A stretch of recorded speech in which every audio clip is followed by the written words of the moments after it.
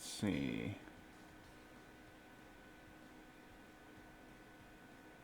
Kind of like Chang, actually. Gonna have two big meaty men slapping meat, as it were.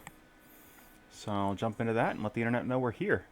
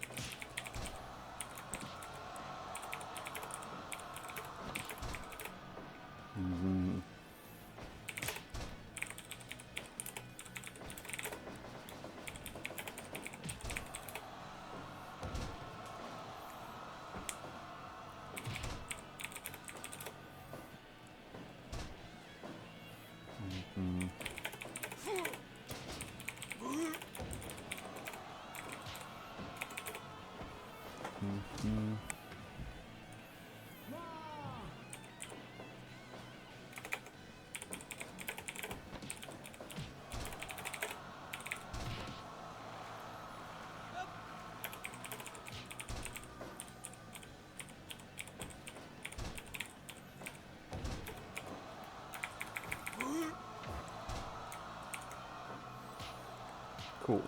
It's posted. And should probably also do one of these on Facebook. Let's see here.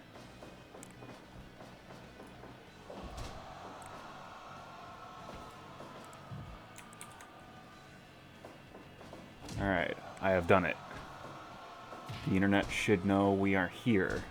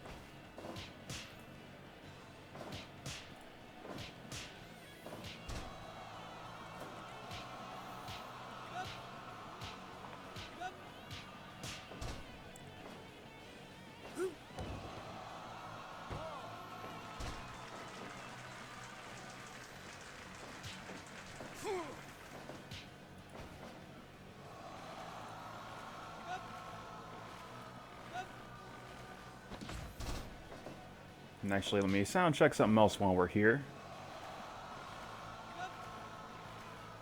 You know, I gotta have that, like, good Orlando Nunez chant.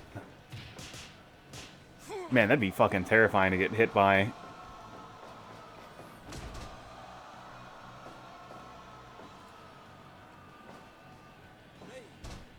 Oh, why is this muted? There we go. See, this is exactly why we do a sound check.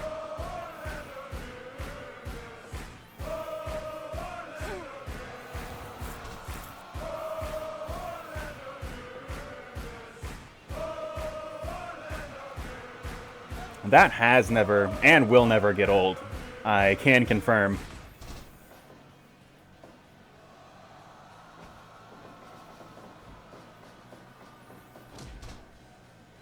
Ooh, Honda's starting to run out of gas.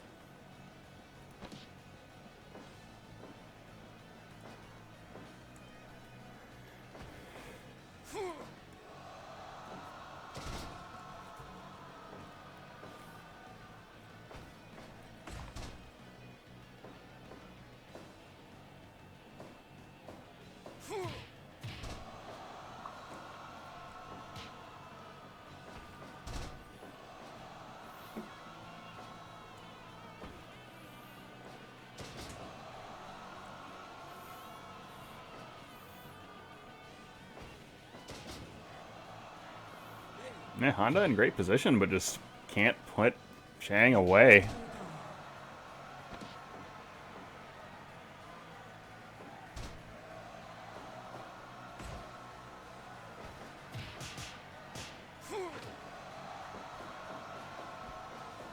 Whoop.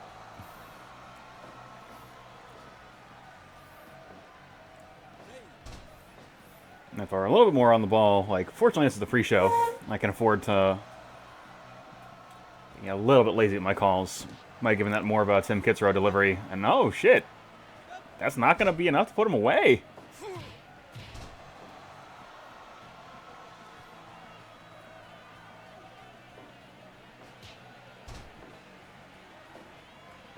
Alright, that has got to be it. No. Honda getting back into this thing.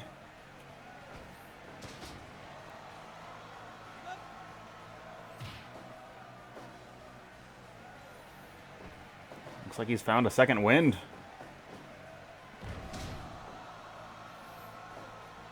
Big sumo throw.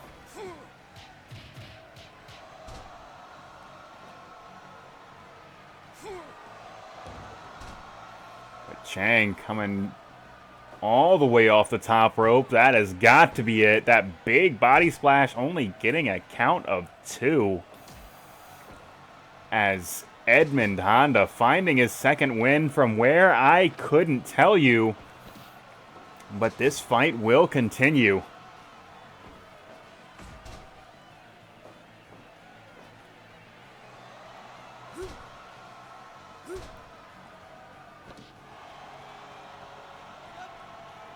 Oh, that iron claw to the stomach. Chang barely able to escape the hold. And right now, Wrecking Ball or the frying pan size hands of a Yokozuna, who will come out on top. And it looks like it is E Honda, but only briefly though, as Chang able to fight his way back to his feet and be the sole man standing. But hold on, 100 hands to the chest as E Honda drives Chang to the corner. Belly-to-belly suplex and a enormous body splash, and even that is not enough to put Chang away.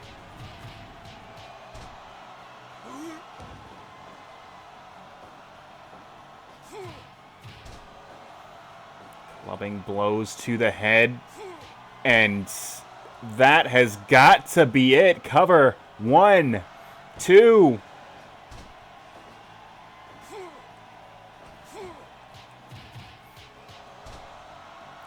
Honda's fired up, but Chang looking to end things here with another enormous body splash from the top rope. But Honda to his feet before Chang able to capitalize. Just how much more do these men have in it? Well, Chang looking to answer that question with a Fujiwara-style armbar. And Honda unable to fight on any longer.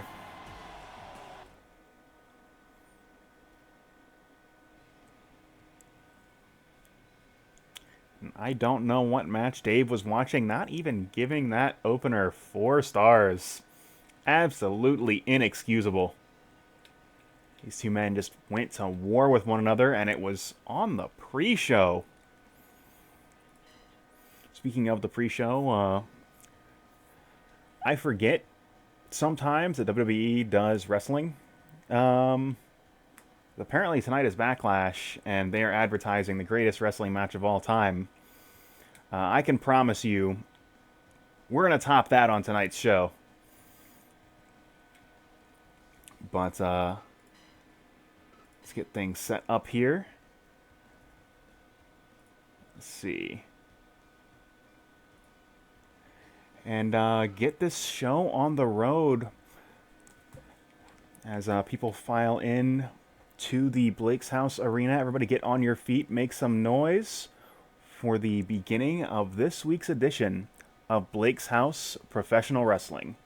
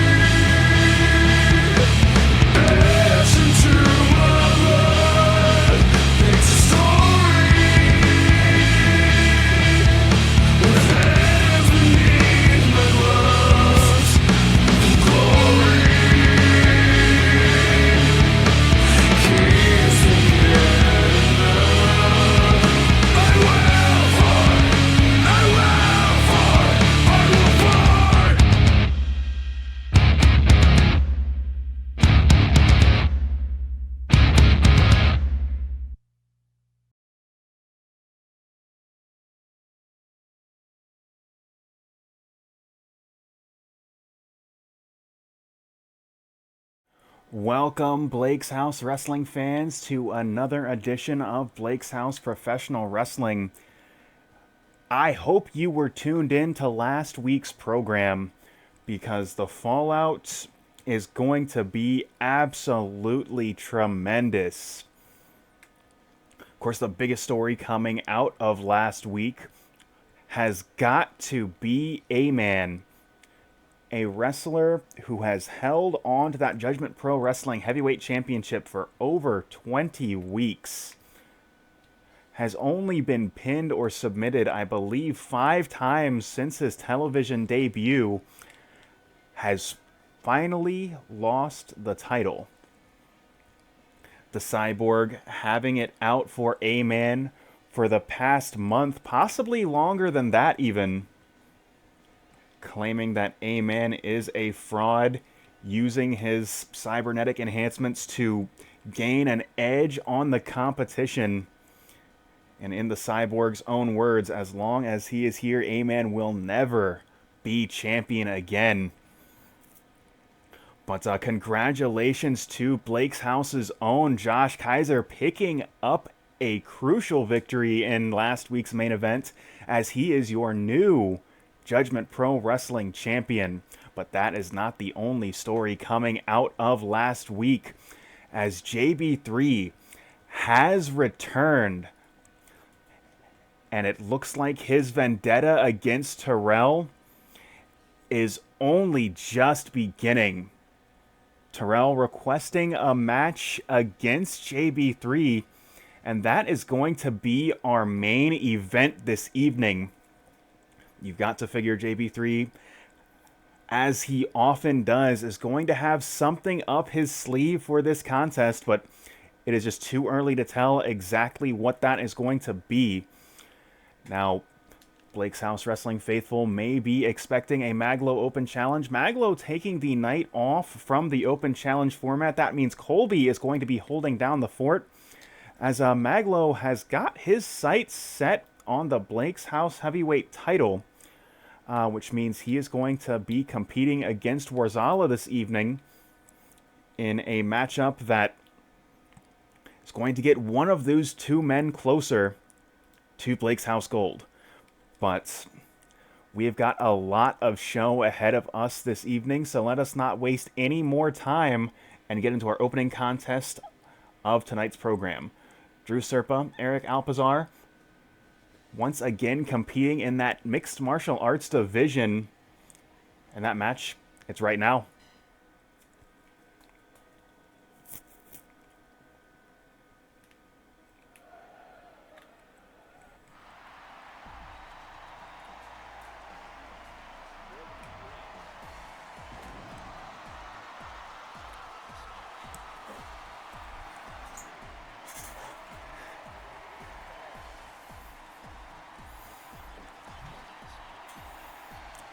Serpa making his way to the ring.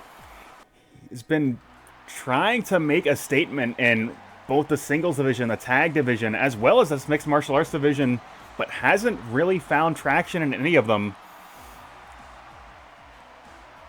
Alpizar, of course, also bouncing in between divisions. We'll have to see either of these men able to get a statement win tonight, as that MMA Division Championship still up for grabs at this point. And hold on, Alpizar showing that he is not someone to be messed with, as he was able to outmaneuver a wrestler in that opening exchange and is off to a very strong start. Big fireman's carry from Drew now. And a series of knees to the gut. Alpizar trying to get things started off strong here. Those educated feet of Eric Alpizar just so very deadly.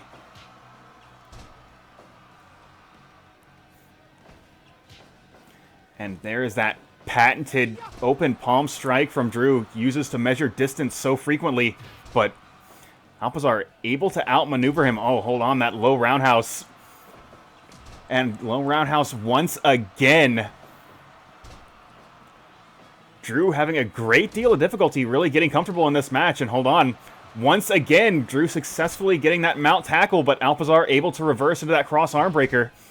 And thus far in the first round, this has been the Eric Alpizar show. On back switch, and Drew once again getting that mount tackle, and this time going into that scarf hold, but Alpizar able to break out of it, and once again going to that low roundhouse. And a devastating series of strikes, and Alpizar immediately going for those mounted punches. This is a slightly more aggressive Alpizar. Possibly those matchups with Craig Tonga letting him know that he needs to be the aggressor in these matches, not cede any momentum to his opponent, and he is doing an excellent job just putting the boots to Serpa at this point. And just making great use of those educated feet. Drew has got a tremendously uphill battle. Back switch once again and gets that mount position, but Alpizar rolling through with the knee bar and proving to be just so very difficult to pin down. Big knee to the gut once again. Stomp to the back. Drew knowing when he's beaten in the stand-up, able to avoid that jab, but unable to escape the throw. And Drew just finding so much difficulty getting his footing in this matchup here. Big STO, and Alpizar looking absolutely dominant in this contest. Drew once again going for the mount tackle, doesn't connect, but that gut wrench suplex absolutely will, throwing Alpizar into the corner, and again lifting and dropping. This is exactly what Serpa needs if he wants to turn this match around. Alpizar once again going with that series of mounted punches, and Serpa finally able to break free. But a patented series of strikes, and Alpizar once again keeping up the pressure.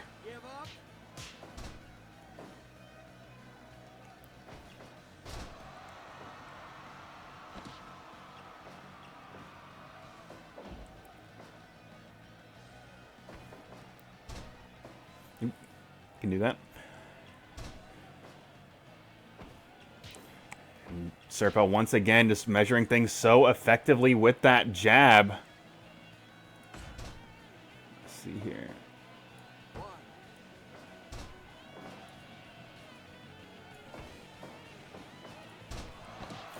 And Alpizar again just not allowing himself to be out-wrestled by the wrestler.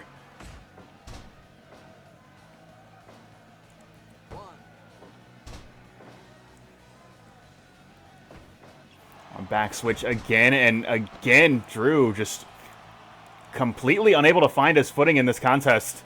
Oh, hold on, small package hold, but not even getting a count of one. This match, of course, taking place under SWA rules, where professional wrestling and mixed martial arts collide. This match can be won by pinfall, submission, or your opponent's failure to rise to the referee's 10 count. Mario letting these two fight. He has not called for that 10 count once so far, but there's that big small package bomb, and that is a momentum shifter if I have ever seen one. As Drew trying his best to turn this fight around, lifting and dropping Alpizar to the mat, and he's just going to take a breather as the first round comes to a close. Back switch and big backdrop as well.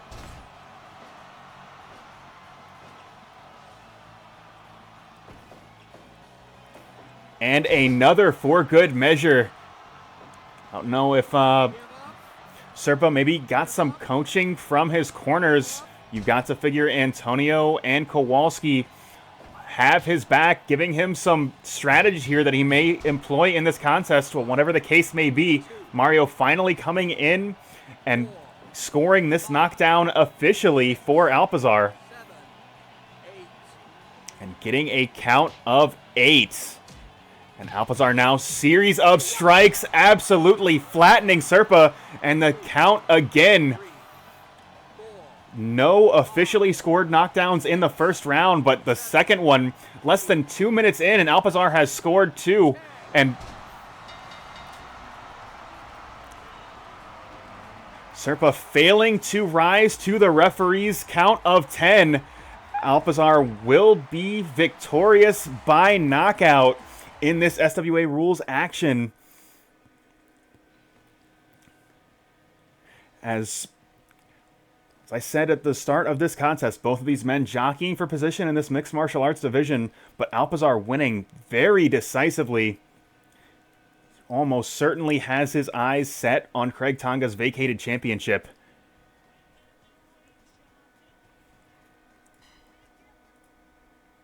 And Rayman, appreciate you coming in. And I was about to ask if it was any better, because I turned it up a little bit in that match. But if it is still low, let me attempt to do something about that.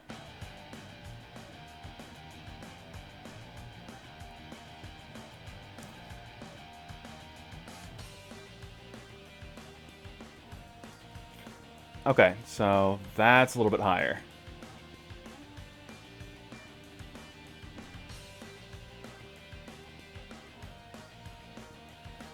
So you got to remember, I am, let's see. Okay. Like, I don't have fancy audio routing ability that people on Windows 10 do. I assure you this is cranked in OBS. But that's a whole other can of worms altogether, but looks like we are, we're about where we need to be once again. So let's get this show back underway here.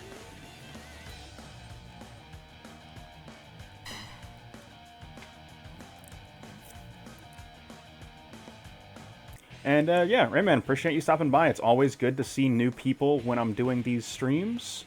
You came in right at the start of tonight's program, so you've got a lot of wrestling ahead of you, if that is the sort of thing you are into.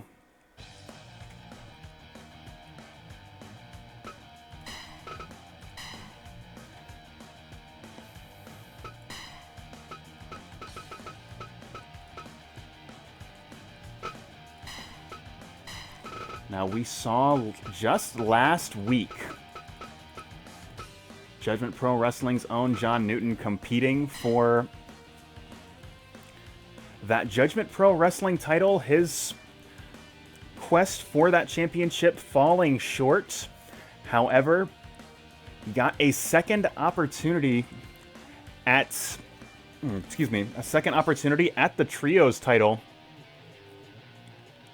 Unable to secure that victory as well.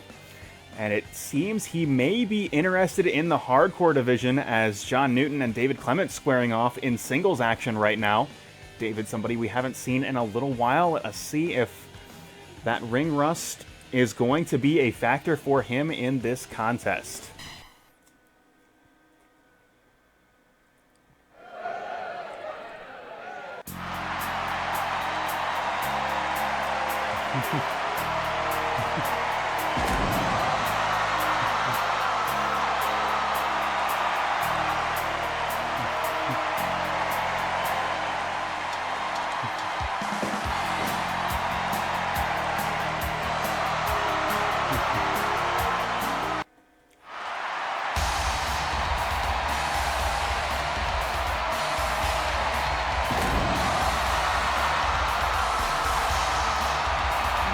Coming out.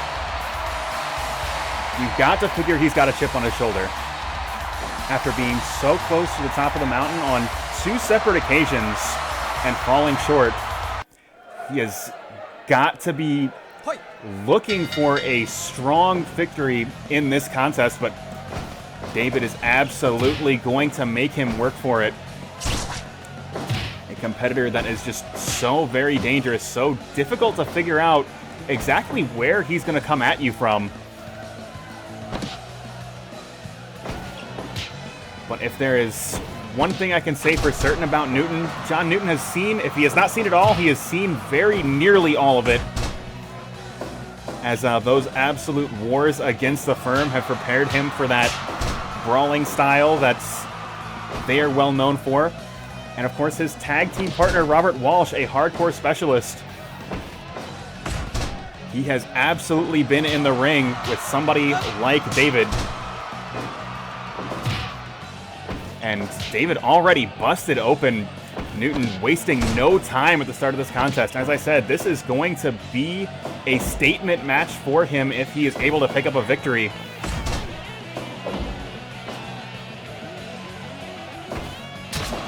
Thumb to the eyes from David, trying to reverse momentum, but patented Newton kick to the gut as he locks on that step over toe hold face lock, trying to shut David down.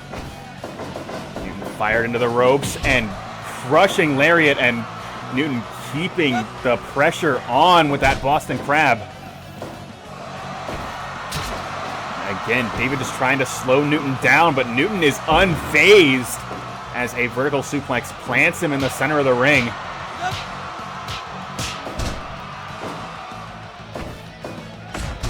Big elbow to face once again.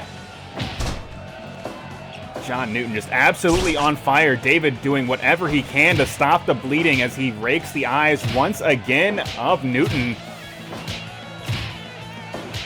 But Newton coming on strong with those sledgehammer-like left hands.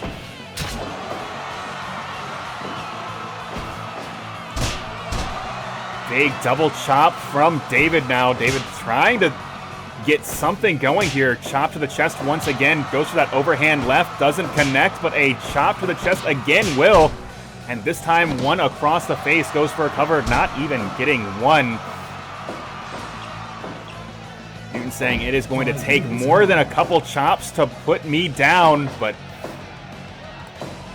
Newton thinking better about that effort on the top rope.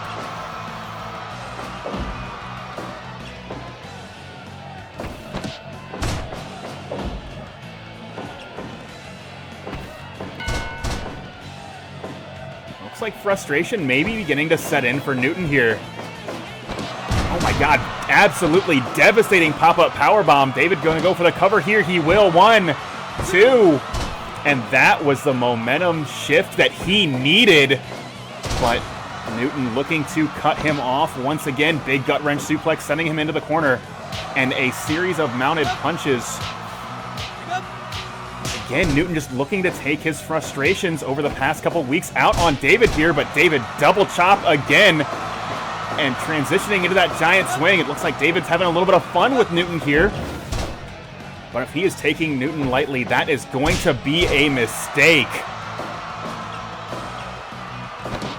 As for the cover once again, 1, 2. Only gets 2. Newton putting the boots to David here. Big DDT as David is trying to grasp at anything he can to stay in this match at this point.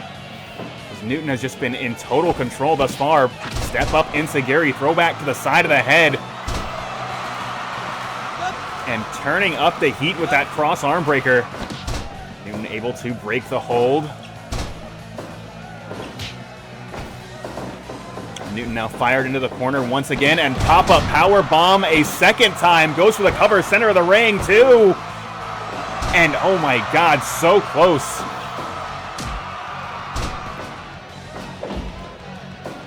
Now Newton came into this match looking to make a statement, and there it is, Newton's Law. That could be the statement that he needed to make at this point in this contest. Cover, 1, 2. Oh my god, somehow David able to get a shoulder off the mat at a critical moment.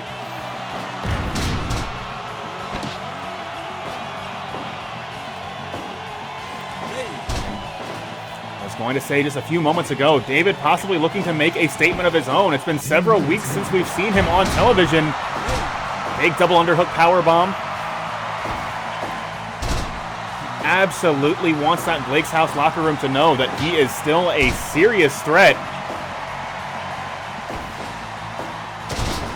Swinging neck breaker, but David springing back to his feet. And spinebuster absolutely flattening him, running the ropes, and knee drop square in the chest. And those Barn door left and right, hands from Newton. Newton once again back in control, but these two men just slugging it out, center of the ring. Who will come out on top here? David outlasting Newton, but Newton fighting his way back to his feet. And again burying a knee right into the back this time of David Clement. And hold on. Scoop and a slam, center of the ring. David calling for it. Springboard elbow. Buries it into the heart of John Newton. But Newton now, hold on, big vertical suplex as he takes a moment to breathe. These two men now just battling it out. Newton pushing David back into that blue Gatorade corner, but David now, hold on. Enziguri throwback, but a clubbing lariat, just forearm across the chest of David, flattens him to the mat. Once again, a Russian leg sweep as Newton tries to regain some momentum here, but David cutting him off again. The landscape of this match has completely changed from those opening 10 minutes as David just will not stay down, but neither will Newton. And a fourth pop-up powerbomb. David running out of answers.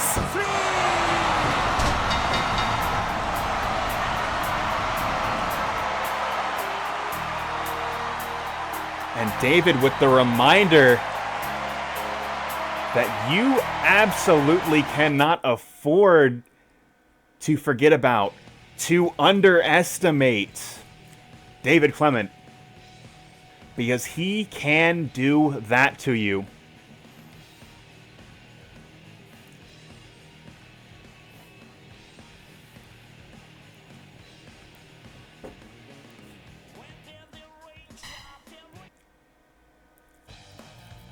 And, yeah, Rayman, this game is absolutely fantastic. Hope you enjoy it. Yeah, as GK mentioned earlier, these are characters that GK and I created. And if you've done any digging into actually setting that up in this game, the game gives you a lot of tools to create characters in terms of appearance, in terms of move list, stats, and even how they fight. Their AI will be wildly different and gives you a lot of control. And Troll Wizard here also submitted a pretty deep roster of characters for this show as well. So you've got a lot of control to do cool things. If you are not interested in the creation process, of course, if you've got this on Steam, or even if you have it on PS4, there is a database of characters to pull from online. You can build the roster of your dreams without doing a whole lot of extra effort, if that is something you are interested in as well. And many of those creators also do the best they can to make them fight like the real wrestlers, or to make them fight like the real characters from, you know, TV, movies, things of that nature. So you can just watch dream matches that, you know, you'd never get to see otherwise, because the characters are so faithfully created. But, yeah, we're going to keep this show rolling here.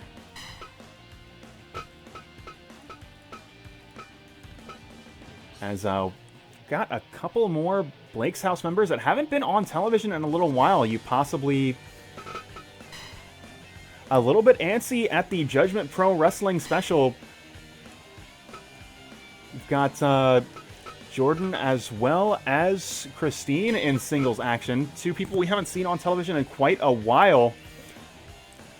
But want to put the spotlight back on the Blake's House Wrestling stable. These two going to be going head-to-head in singles action, and that match is right now.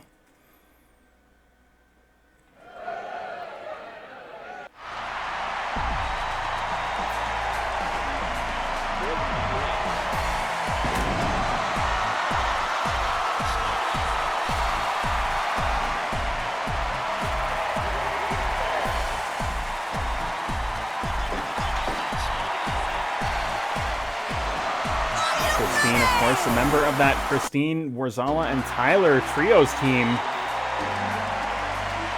Going to have her hands full with Jordan tonight. A man that fought Kurt London for the most stylish, most flamboyant performer on this wrestling program. Kurt London coming out victorious, but that does not mean you can afford to underestimate Jordan. But both competitors swinging for the fences of the opening seconds of this contest. Christine gaining the upper hand.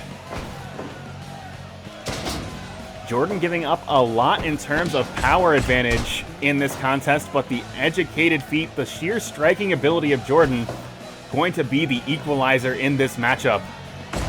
Big forearm smash, back switch, and Jordan going for that low blow early.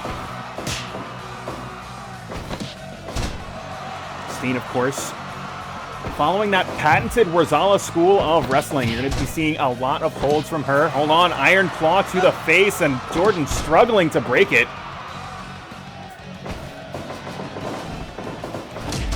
Big shoulder block.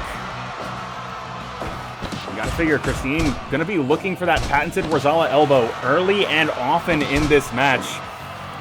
And Jordan will do well to stay on his feet, limit the opportunities for that in this contest. Hold on, Christine, stretch muffler using Jordan's size against him, but swinging that leg across the face, able to break out of the hold. And here is your receipt, my friend, and a guillotine leg drop draped across the neck of Jordan now. Scoop and a slam. Now things are back at neutral in the center of the ring. Neither side really willing to overcommit. Don't want to make a mistake. And Jordan doing so, and it costs him as a forearm smash to the face plants him onto the mat. Christine fired into the corner, but getting out of that orange Gatorade corner. These two competitors just slug it out. And Christine possibly setting up for that patented elbow drop, and Jordan scrambling to his feet. He knows just how devastating that hold is, and a shooting star press out of nowhere. As I said, Jordan competing with Kurt London once upon a time for the most stylish, the most flamboyant competitor. Of course, you cannot outshine Kurt London, but Jordan can absolutely pull that out on you in an instant. Big body splash avoided by Jordan now. And a slam to the mat from Christine.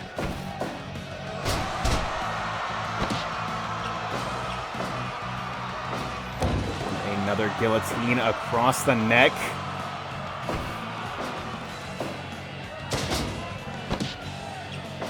As I said, this match going rather slowly. Both of these two competitors have been in the ring. They're against one another or the occasional battle royal situation. They know what each other is capable of. They do not want to overcommit.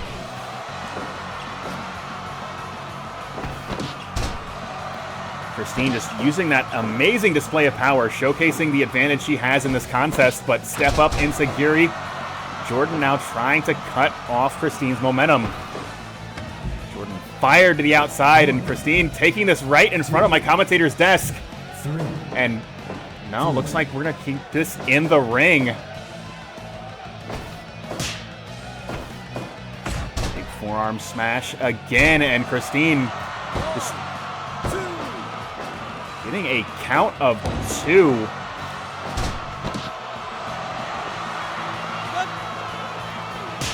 Jordan with that crossface hold, when Christine able to escape. This match will continue. Big chop to the chest, big sit out, facebuster from Christine, but looks like she doesn't think that's going to be enough to do it.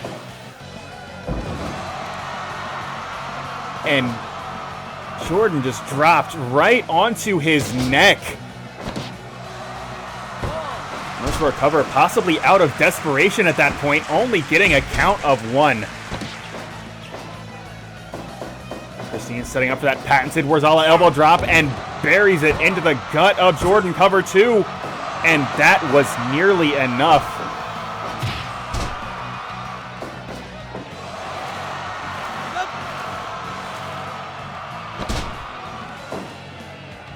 very close here. Now Christine firing Jordan into the corner.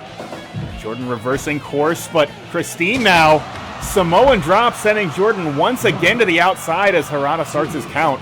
And once again, this fight going to continue, and it looks like both competitors willing to keep this fight on outside of the ring. Harada's count at 7. Scoop and a slam once again from Jordan, and Jordan crossface chicken wing. Harada's count at 12. They have until 20 to get back in the ring. Looks like Jordan will lead that charge. As the length of this match starting to take its toll, but Christine signaling for that patented elbow drop once again and hits it. Cover 1, 2, 3 count fall. And hold on, Christine, she's not finished. Oh, but it's like she's gonna take a minute to breathe. Jordan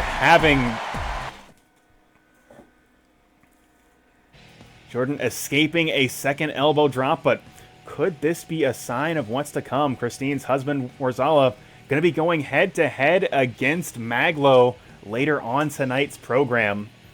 But as we said, if Mag.Lo is booked tonight. That means the open challenge going to be picked up by COLBY this evening. And of course, the regulars here know what this means. Rayman, you are new to the show. We have an 8-man over-the-top battle royal where the viewers pick the contestants.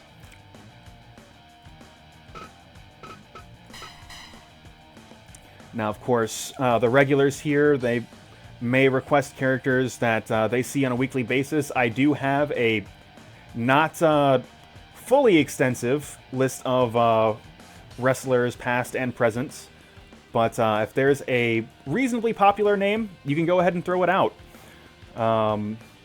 as well as the official New Japan DLC and Stardom DLC, and a handful of characters from video games, TV, movies. Let's see, Frank Vista is on the card, and I don't know if I have Taz. Let me see here. Do you, in fact, have Taz? Well, that was easy. Let me see here.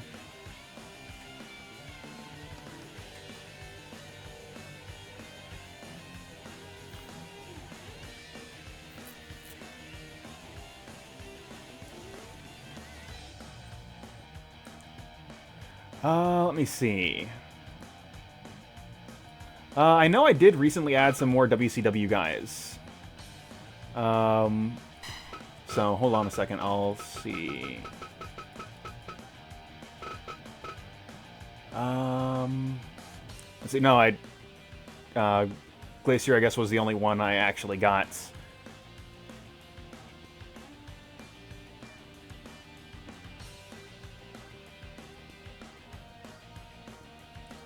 I will absolutely abide with Suzuki.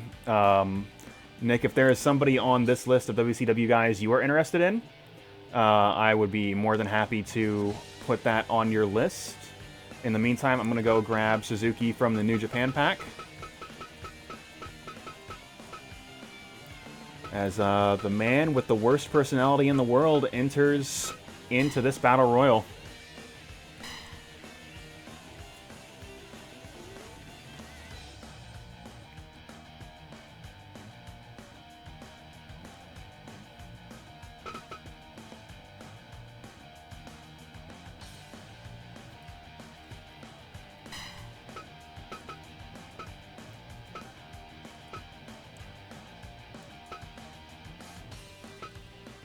Let's see.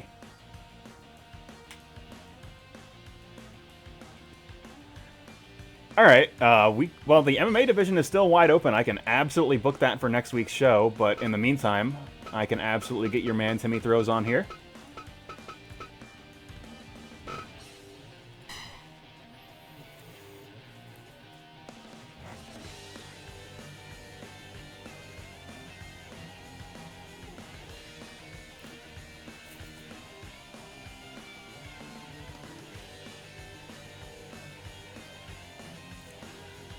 Frank is booked tonight.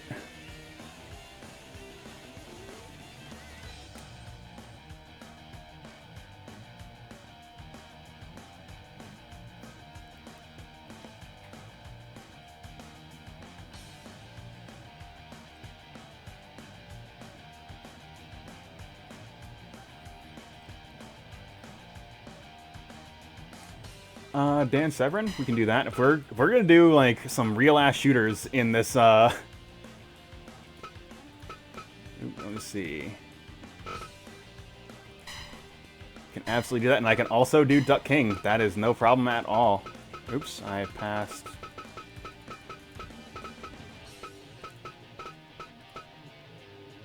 I just have to find it, because... There we go. I like it. We've got... And we got a bunch of shooters. And Taz, who worked as a shooter. And then Duck King is here. Which... Very good. I am absolutely okay with putting Solarian in. Let me see. And then I am actually going to put somebody in as well.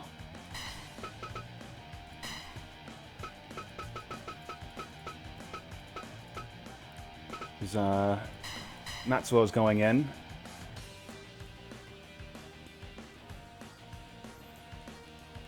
And we do have room for one more. All right, you know what? Yeah, let's tease this matchup. I can absolutely make that happen. You know what? That is some good booking that you are suggesting. Let's see here.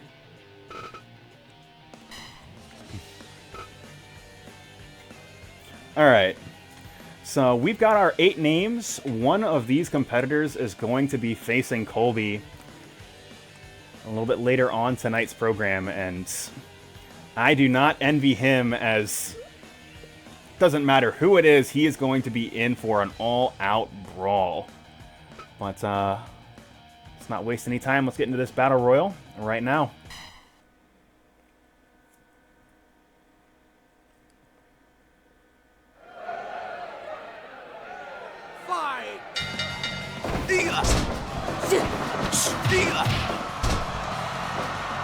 And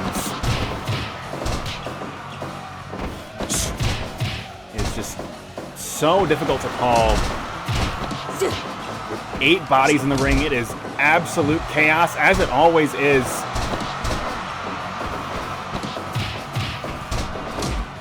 But your eyes naturally drawn to Solarian, protege of Kurt London, looking for that big break in singles action. Of course, Mr. 5-Star getting his first ever 5-star evaluated match last week on the JPW special, but has yet to really break out as a singles competitor.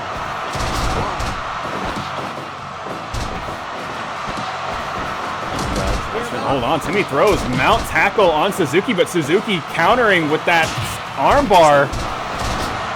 We're going to have to wake up pretty early in the morning to out-grapple Suzuki, but Severin looking to do it right now.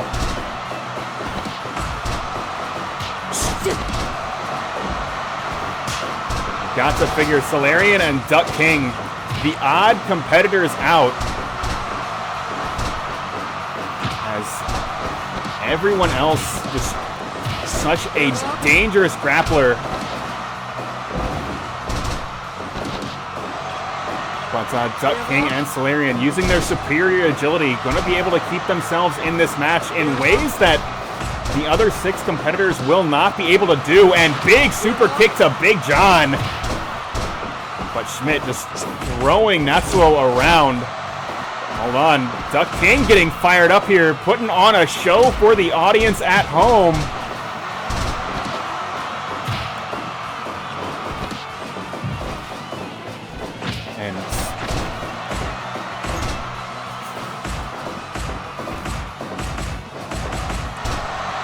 And he's still nearly 5 minutes into this contest. No eliminations thus far. Got to figure everyone doing their best to stay away from the ropes. Of course, that is where elimination can happen at any moment.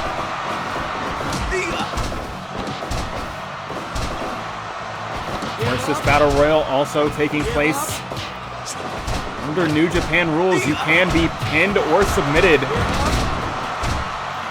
But the easiest way to pick up an elimination, oh my god, just 630 cannonball off the top rope from Duck King. An absolutely devastating dragon suplex from the human suplex machine.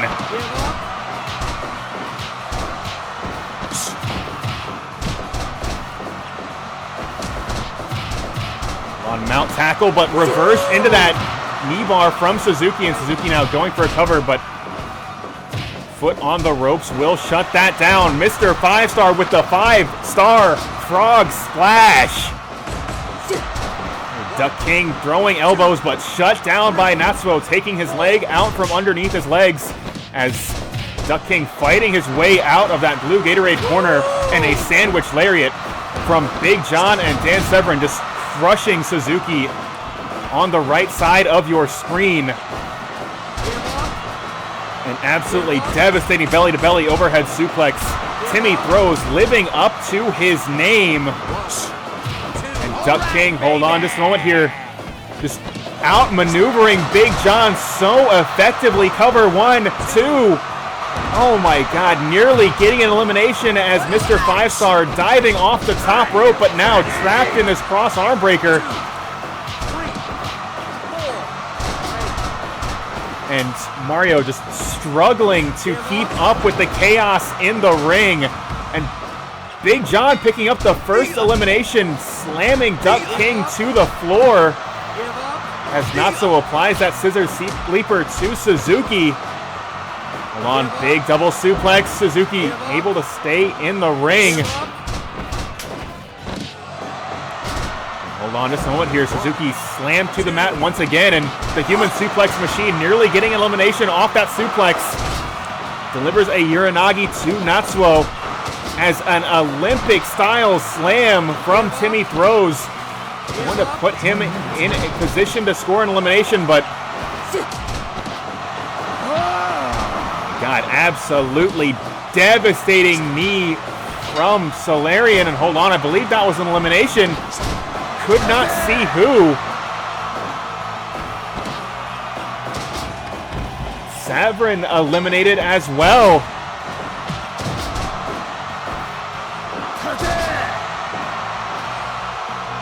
Strong suplex, and looks like it was Big John eliminated, but getting a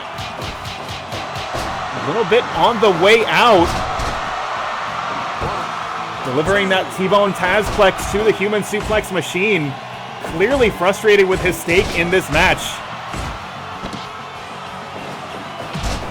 And drop kick buried into the chest of Solarian, but Solarian fighting back. An absolutely devastating punch to the gut from Natsuo.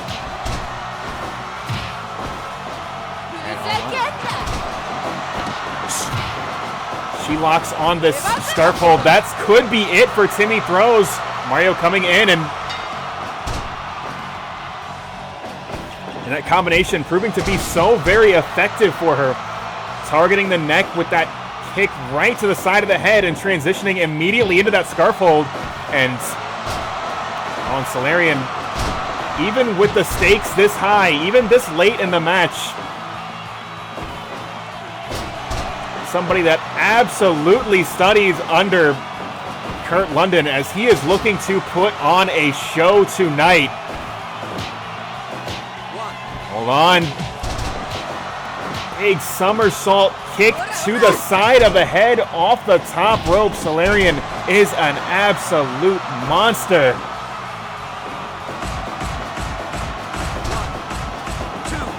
Taz now in control, but no, Solarian reversing course. Looks like this match has broken down into two distinct one-on-one contests as a belly-to-belly overhead Tazplex planting Solarian now.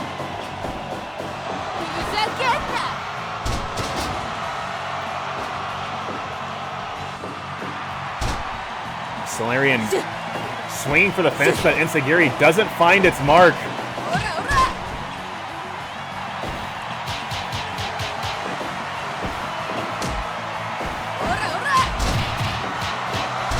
Hold on to some wood here. What's up? Solarian preoccupied with putting on a show for the fans and gets caught for it. Hold on, big sandwich ensagiri from Solarian and Suzuki, but this Final Four, no one able to gain the upper hand. There's just entirely too much chaos, even as we are down to 4. Series of knees to the gut and a headbutt from the man with the worst personality in the world. But he is unable to keep up that offensive momentum. As Natsuo gaining the upper hand, if only briefly, and Solarian possibly slipping here, costing him a great opportunity. On mount tackle from Taz as he transitions into a scarf hold of his own. Natsuo seeing that a rope break was going to occur, just taking a moment to add injury to insult as she delivers a boot to the side of the head. And German Tazplex slice, but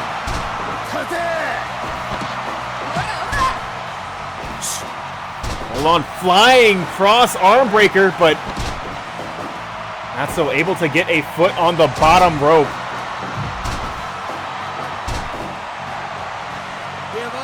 On guillotine choke, but Taz will not be submitted. He is going to stay strong in this match.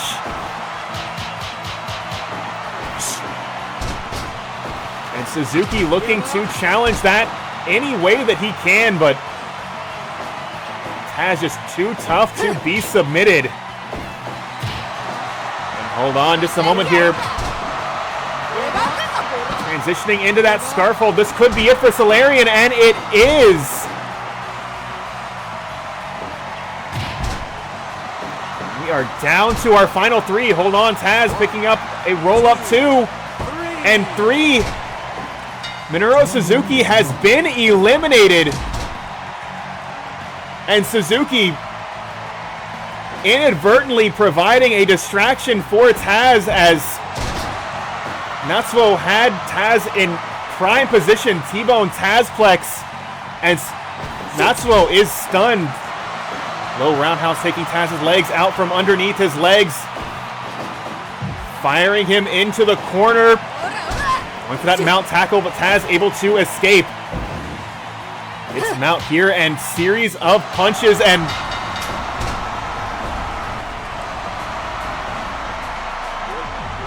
Natsuo, the runner-up in Japan's G-Girl tournament, victorious in this battle royal. And will be going on to face COLBY later on tonight's program.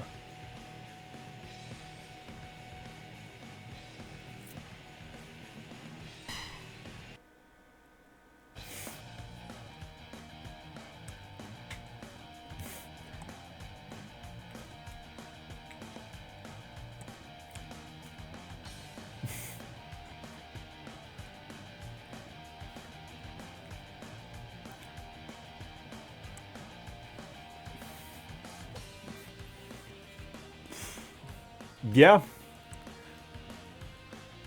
Honestly, like, legitimately surprised there were no critical submissions. Particularly with Suzuki and Severin. And actually to this effect as well. It can't be done without mods. But definitely look into New Legacy, who's a wrestling game streamer. They do a, well, they did, supposedly it's coming back, a, like, Brawl for All like MMA program, but it was battle royals in the octagon. And it is exactly as stupid as you think it is.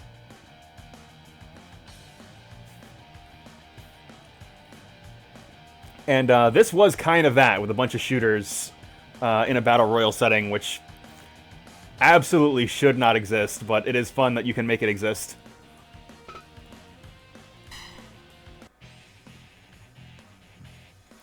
But we are keeping things going here.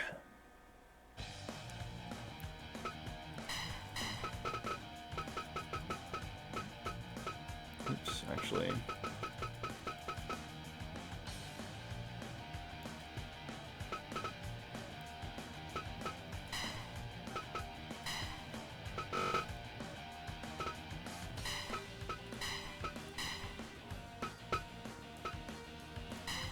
Hold on.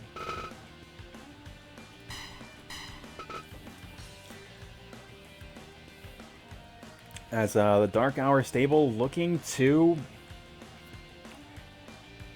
get back into a position of dominance. Of course, Zero Lopez picking up the victory over Blake. Holloway and Shenjo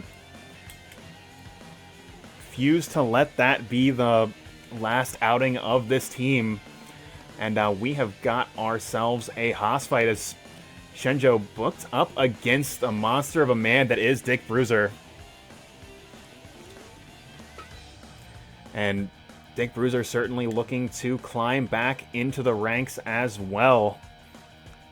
It would be absolutely a statement victory if he was able to do so against as fearsome a competitor as Shenjo is. But let's not waste any more of your time. We're going to get into this match right now.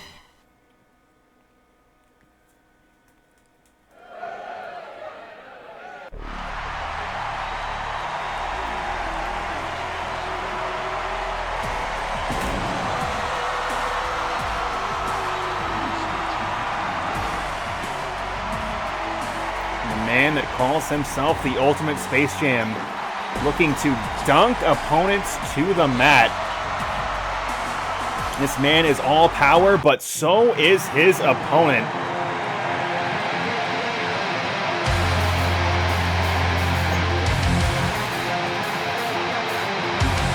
Dick Bruiser, former NWO champion.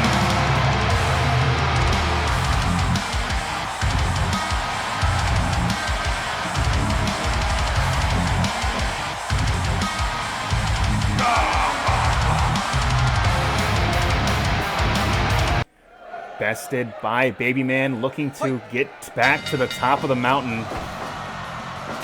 There will not be anything subtle about this match, folks. These two men want to throw one another around the ring. Be using absolutely devastating clubbing blows, and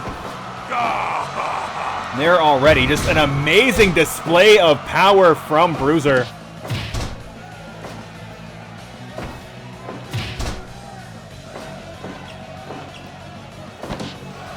Going for a cover early, only getting a count of one. Shenjo fired into the corner, but a boot square into the stomach will push Bruiser off of him. And Shenjo just knee to the gut. Hold on, just a moment, lifting and slamming Shenjo to the mat. Dick Bruiser coming out of his corner like he was fired out of a gun, as he is putting it all on the line in the opening minutes of this contest.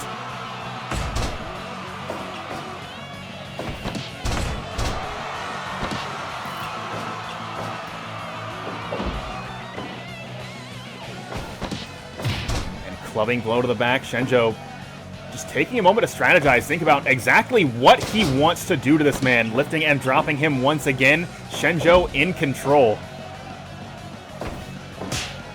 Chop to the chest, and a belly-to-belly overhead suplex of his own. Feel the power. These two men just trading absolutely devastating slams and a running guillotine across the throat. Bruiser in control, as he has just picked up the pace in this contest in a major way. Hold on, suplex blocked and sending Shenjo to the outside, and looks like Dick Bruiser is not willing to wait for him to get back into the ring, delivering that patented German suplex that Shenjo is so well known for. And all that has served to do is make Shenjo mad. Big suplex of his own. And he's going to be going back into the ring, taking a moment to breathe. As Dick Bruiser coming in much stronger than Shenjo possibly was prepared for. Shenjo trapped in the Tree of Woe and delivering a headbutt to those exposed knees of Shenjo and targeting the back as well. Shenjo again fired into the corner. And hold on just a moment here.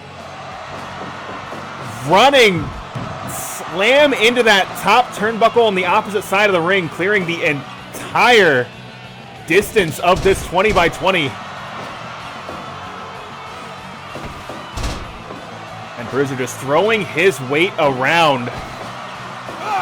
And there is the original, that patented German suplex from Shenjo now, but the momentum still strongly with Bruiser here. Finish. And a devastating powerbomb cover 2 and 3 count fall.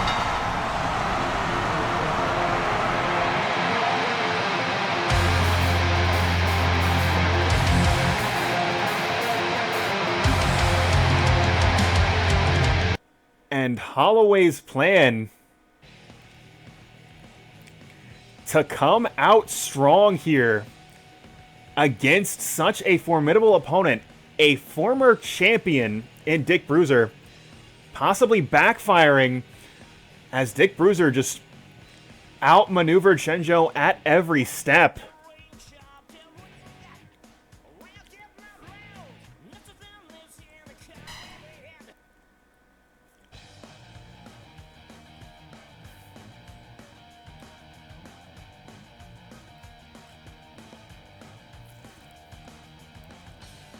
But actually, on the subject of some Nick's Wrestling Organization guys, I did mention that earlier tonight we were going to be seeing Ramitin and Vista, but we are also going to be seeing the tag team champions. But title's not on the line. This is going to be some 6-man tag action. But an opportunity for this newly constructed tag team.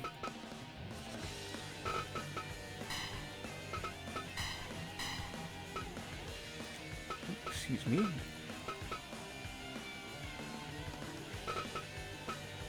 In Frank Vista and Dan Ramitin to get a shot against the tag team champions. And backing them on tonight's program is going to be a rejuvenated Ramon, a man that is also struggling to find his place in Blake's House Professional Wrestling.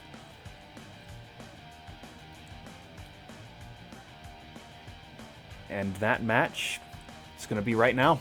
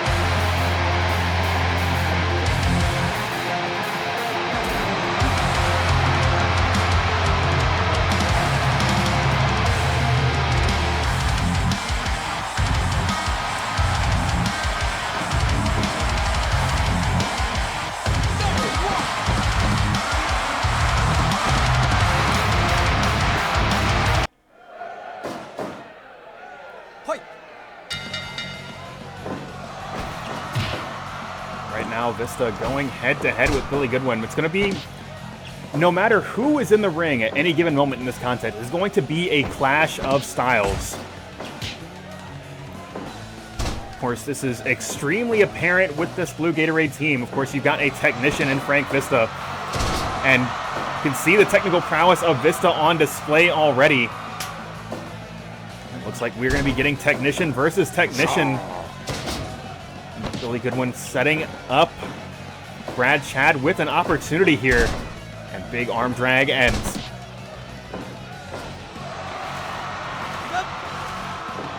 Brad Chad looking to break into the ranks of Nick's Wrestling Organization as well. Maybe feeling a little bit forgotten about as that stable had shifted to a more hardcore style of wrestling. But he is looking to put on display tonight that there is absolutely a place for a technician in that stable. But hold on. Blue Gatorade team transitioning, bringing Ramon into this match, who sort of bridges the gap between power and technique that the Ramitin and Vista team exemplifies here. Of course, Ramon looking to shift his focus a little bit. We've seen a greater degree of emphasis on submissions after being submitted for the first time ever by the world's tallest cruiserweight in Devon Ramos.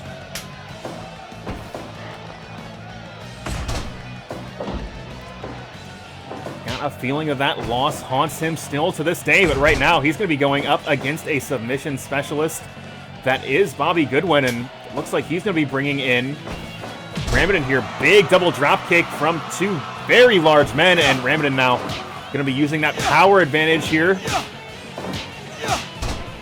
as that chop to the chest absolutely flooring Bobby Goodwin. Knee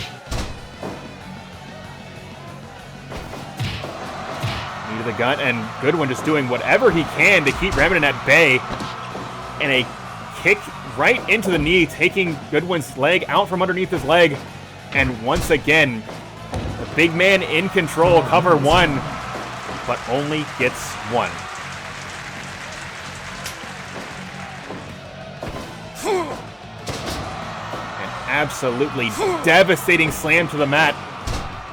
Ramitin all power here.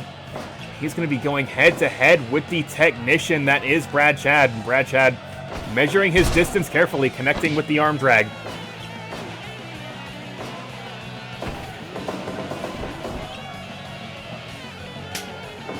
Looks like Chad going to square up once again with Vista.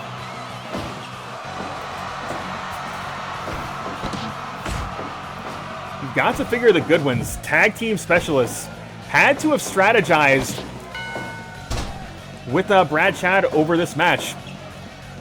I believe they think that, and certainly Brad Chad thinks that they have the advantage in this one-on-one matchup. That is why they've kept these two in the ring together. And right now, Brad Chad putting that on display. And Vista just sending Chad to the outside. Big fireman's carry, and it's like Brad Chad bringing in Billy Goodwin, trying to keep each other fresh. That's a knife edge chop, missing Brad Chad, but finding its mark on Goodwin here. Some collateral damage working out in the favor of this Blue Gatorade team. Frank Vista trapped in that Boston Crab.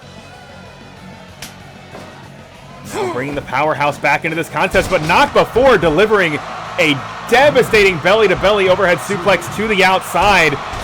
And Ramitin is fired up. Big double drop kick. That's going to clear out that orange Gatorade corner. And the dynamic of this match has completely shifted. Series of shoulder butts from Ramitin, but Chad, of course, not the legal man. Big reverse DDT. Ramitin going high risk, but thinking better of it, as it is Bobby Goodwin, the legal competitor in this contest, that he needs to be focusing on. He seems to be doing just fine for himself, just lifting and dropping opponents to the mat whenever one steps up in front of him.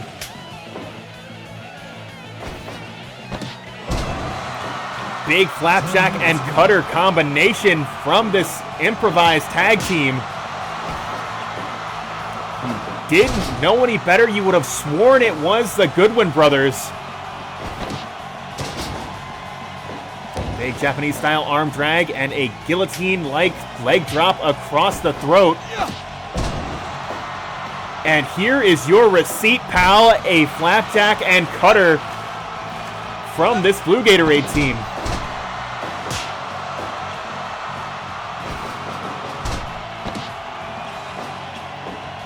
Brad Chad putting his technical prowess on display.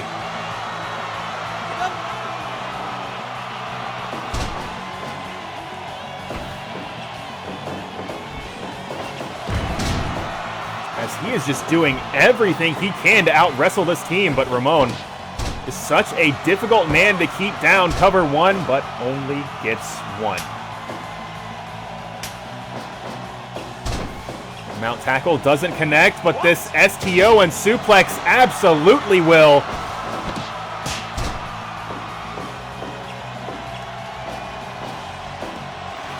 Goodwin now just applying that combination hold, working the arms and neck of Vista.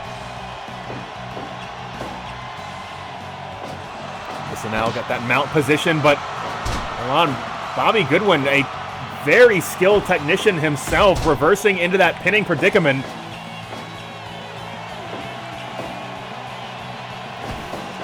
Vista now suplex once, but is cut off by that jawbreaker, and Bobby Goodwin going back to his own corner. Vista will do the same as a big double suplex is going to send Goodwin to the outside, and now Ramitin and Chad slugging it out in front of this blue Gatorade corner.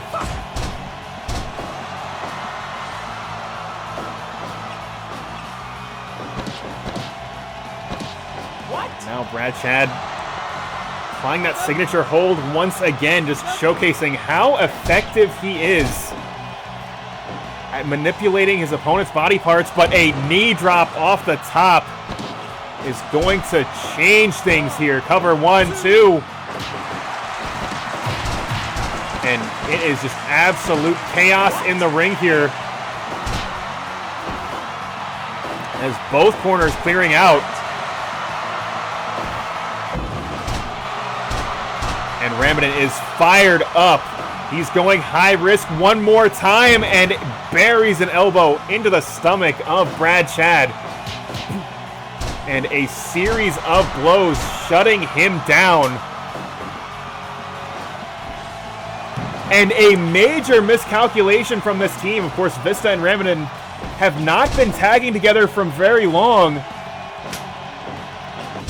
But that miscue allowing Brad Chad to get back into his own corner, as Dan Ramitin just collapsing to the mat.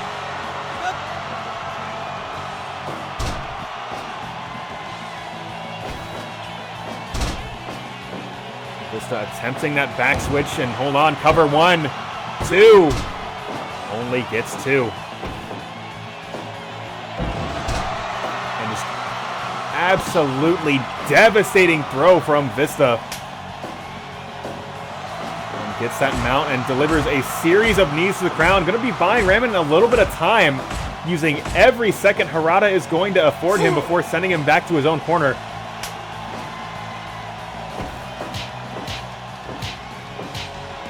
And Ramon now in control, delivering a series of strikes, but is cut off by Bobby Goodwin.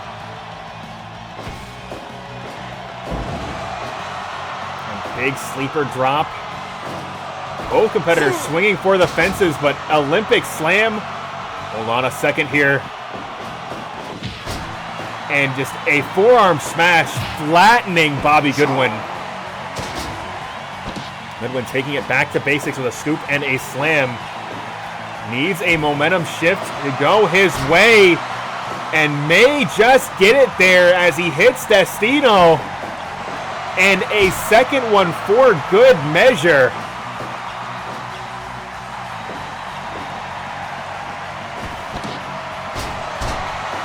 Connecting with the backstabber. But hold on just a moment here. Cover 1, and Ramon in to make the save when it counts. Big double drop kick. Ramon sent back to his own corner as Ramitin brings Vista into this contest.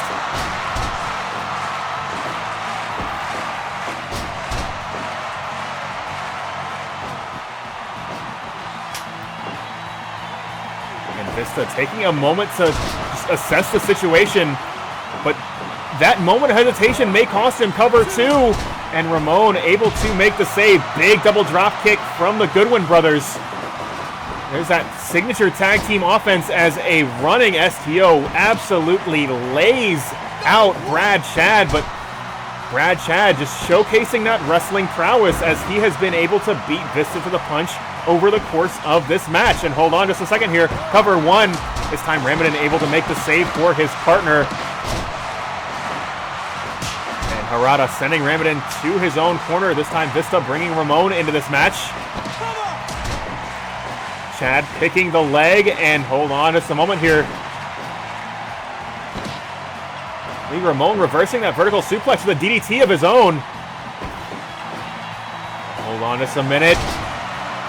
high angle backdrop, absolutely crushing the neck of Ramon, but hold on. Ramon reversing with that knee bar.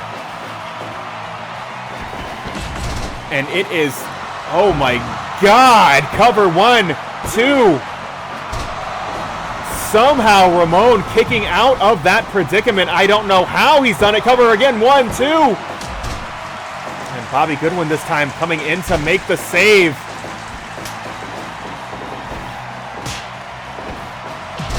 Big double drop kick this time from Billy Goodwin and Brad Chad. Ramon trapped on the orange side of the ring. And this is what these mixed wrestling organization tag teams excel at so much. Hold on just a minute here. What has Billy Goodwin got planned for Ramon? Oh my God. Absolutely devastating avalanche DDT.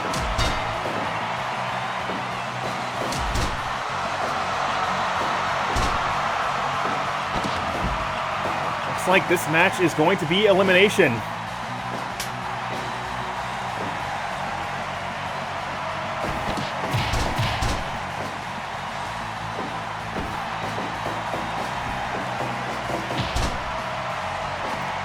Ramon picking up first blood with that knee bar. As I said, he's focusing on his, oh my God.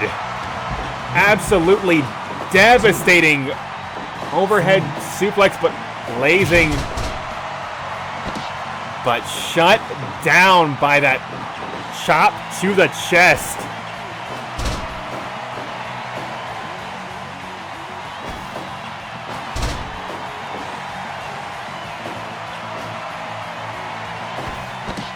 Ripcord and Latiato!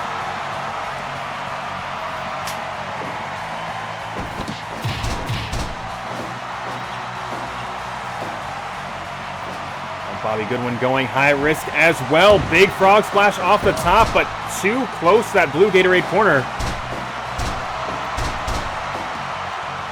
Now Ramitin in control. Bobby Goodwin getting lifted and slammed to the mat. And Dan Ramitin getting fired up as he delivers an elbow off the top. If he goes for the cover here, that has got to be it. Ramitin picking up a submission elimination on one of the tag team champions, and Dan Ramitin getting fired up once again. You've got to figure that is exactly the sort of thing this team is looking for. Picking up a significant fall against the champions of the title they are actively competing for. Brad Chad all alone, and I believe the situation has just hit him that if he wants victory in this match, he's going to have to go through 3 absolute warriors, but spinning backdrop from Ramitin. It looks like he's going to be going back to his own corner, get a fresh man in this match. And shoulder breaker from Ramitin, and Ramon now. 30 minutes left. To be a challenge to get through one of these 3 men, especially if the first is Ramon. Big sit-out lariat from Brad Chad. Blazing tornado and flattening Ramon, and going for the cover here. But hand on the bottom rope, this match will continue.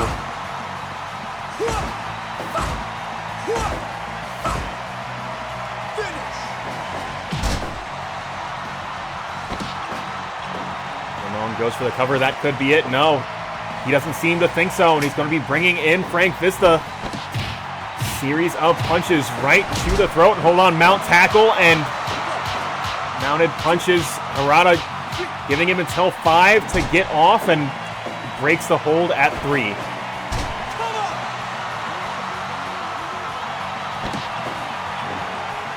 Brad Chad psyching himself up here. These 3-on-1 odds. Hold on, back switch from Vista, and suplex to the outside. Absolutely tremendous. Big step of Insigiri this time from Ramon. And Brad Chad stranded 7, 8, in the blue Gatorade side of the ring. Mount from, hold on, no, reversal from Brad Chad. Harada's count at 12. Looks like everybody getting back into the ring, but hold on, Ramon setting up Vista, roaring elbow. Ramon possibly having a future in tag team wrestling as he is gelling with this Ramitin and Vista team quite effectively, despite this being the first time any of them have tagged together in a trios capacity.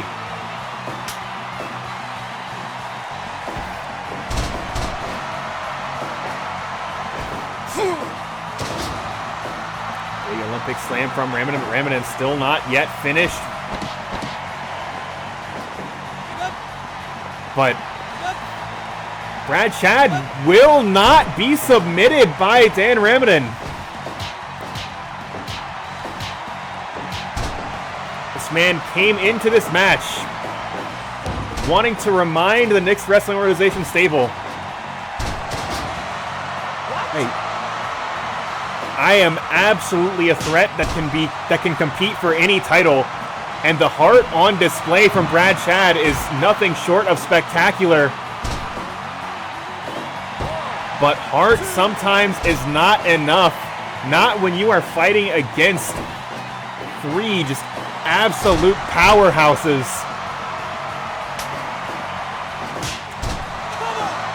In the words of Terry Bogard, you've got guts, kid, now pick them up off the floor.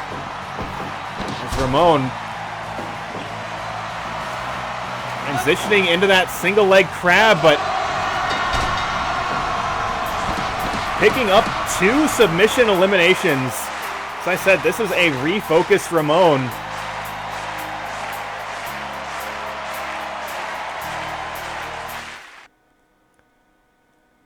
And this was certainly one hell of a showing from Brad Chad, but make no mistake, statements were made by the Vista and Ramitin team, getting a fall on the Goodwin brothers, and certainly by Ramon, picking up 2 submission eliminations. You've got to figure a battle with Devon Ramos is in his future.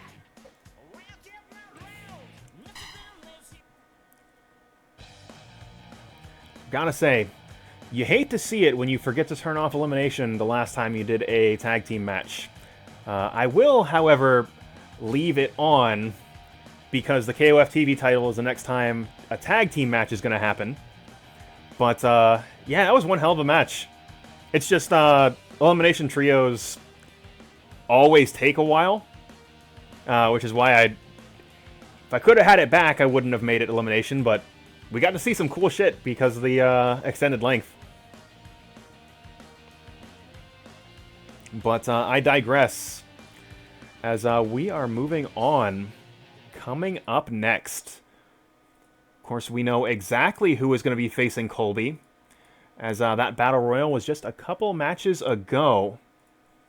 Natsuo Ishido, the runner-up in the G-Girl tournament, going up against the maddest wrestler in the Blake's House Wrestling stable. And that match, it's right now.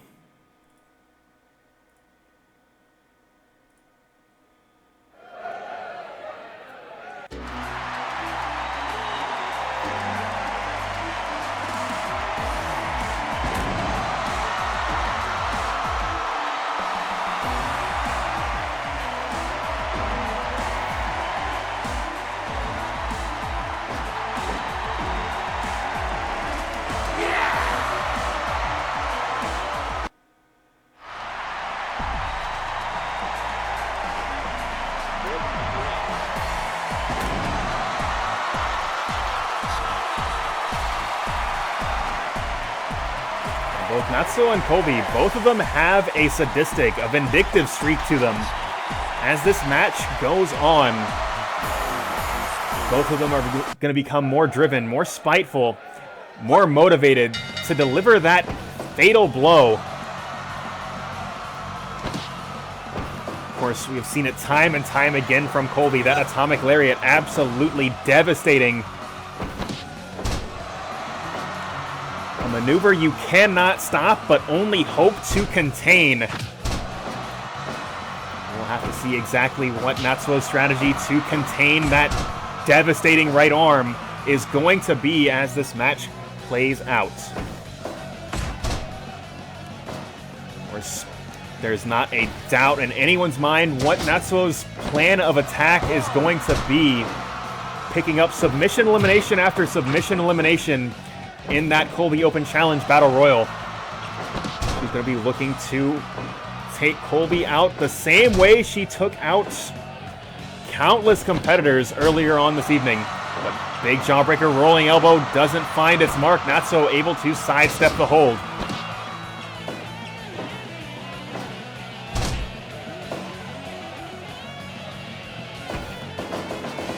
Colby fired into the corner. Big knee lift doesn't find its mark, but that chop to the crown will. And Natsuo already applying that Boston Crab. Trying to submit Colby. Now that is nearly as difficult a task as submitting Ramon. Both of those competitors extremely resilient. But Natsuo is bound and determined to make Colby tap out.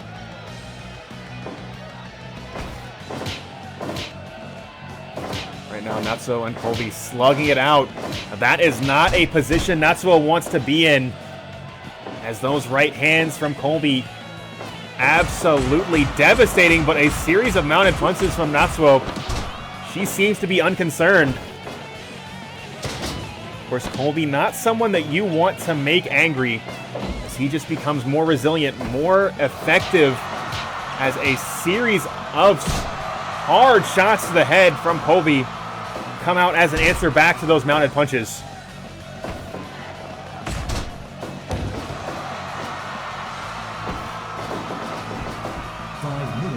Colby firing Natsuo into the ropes, but going for that flying forearm smash. Doesn't find its mark, but that toe kick will.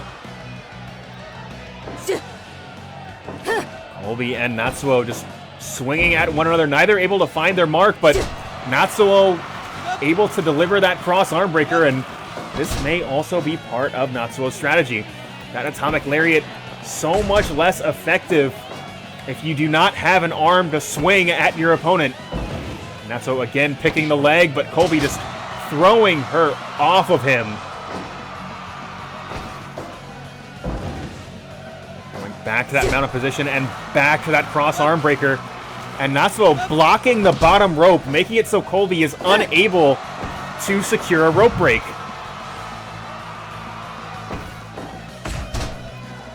Big forearm smash from Colby now.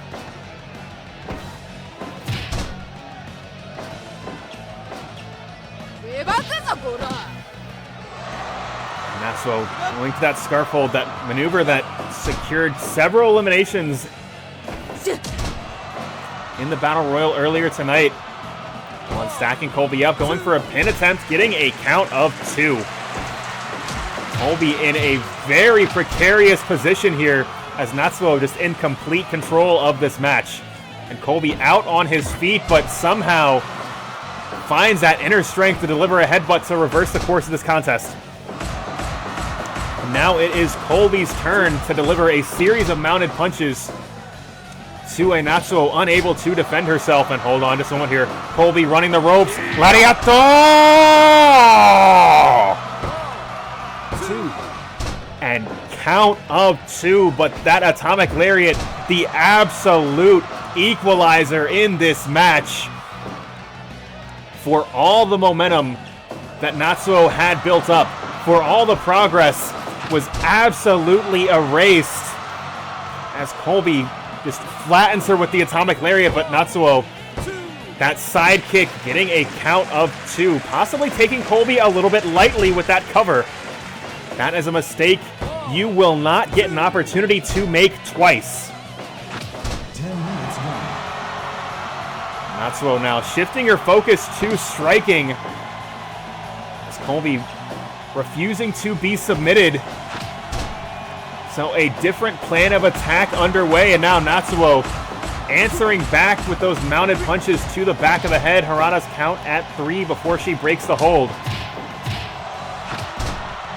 And just absolutely punishing series of strikes, but Natsuo not finished with COLBY yet. COLBY able to catch that incoming kick, dragon screw leg whip, getting him back into this match. Clubbing lariat, and now COLBY again going with a series of mounted punches of his own.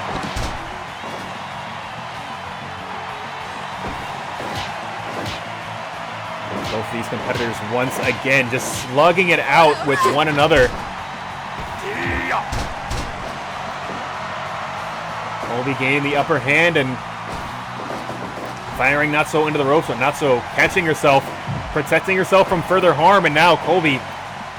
We are in uncharted waters here, but COLBY, big frog splash off the top too, and nearly picking up a victory with the frog splash.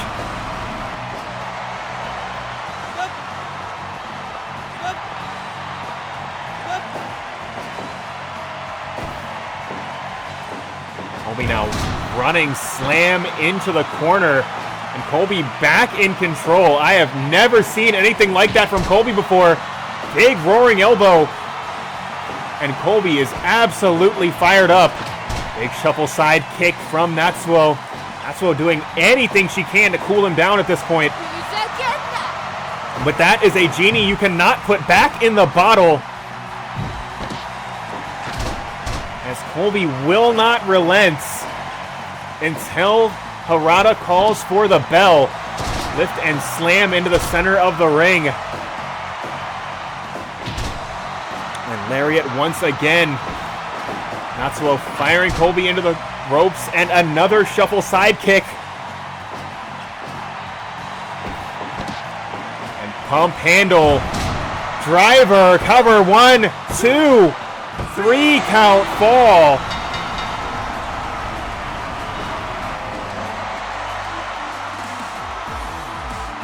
The maddest man on the planet able to pick up a victory over Natsuo Ishido.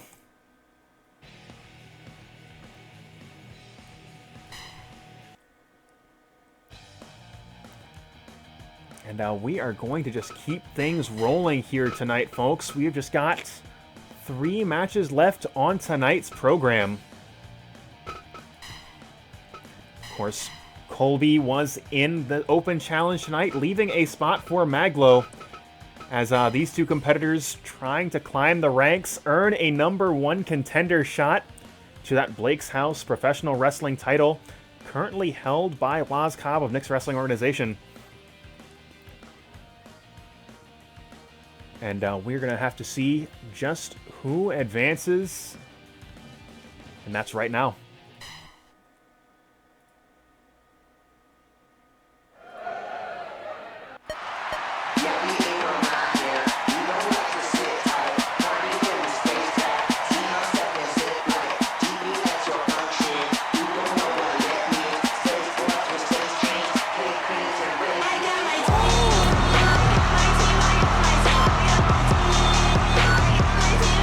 You can find the theme of Mag.Lo team at maglo.bandcamp.com. Mag.Lo making his way to the ring.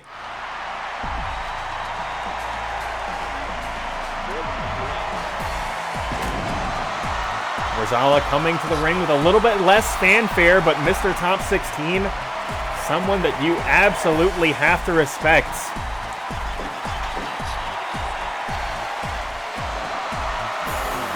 As this roster expands, he has held on strong to that top 16 title, and he is looking to be top 1. And Mag.Lo already out the gate with a big lift and then drop, and Mag.Lo already giving the fans what they want with that patented airplane spin.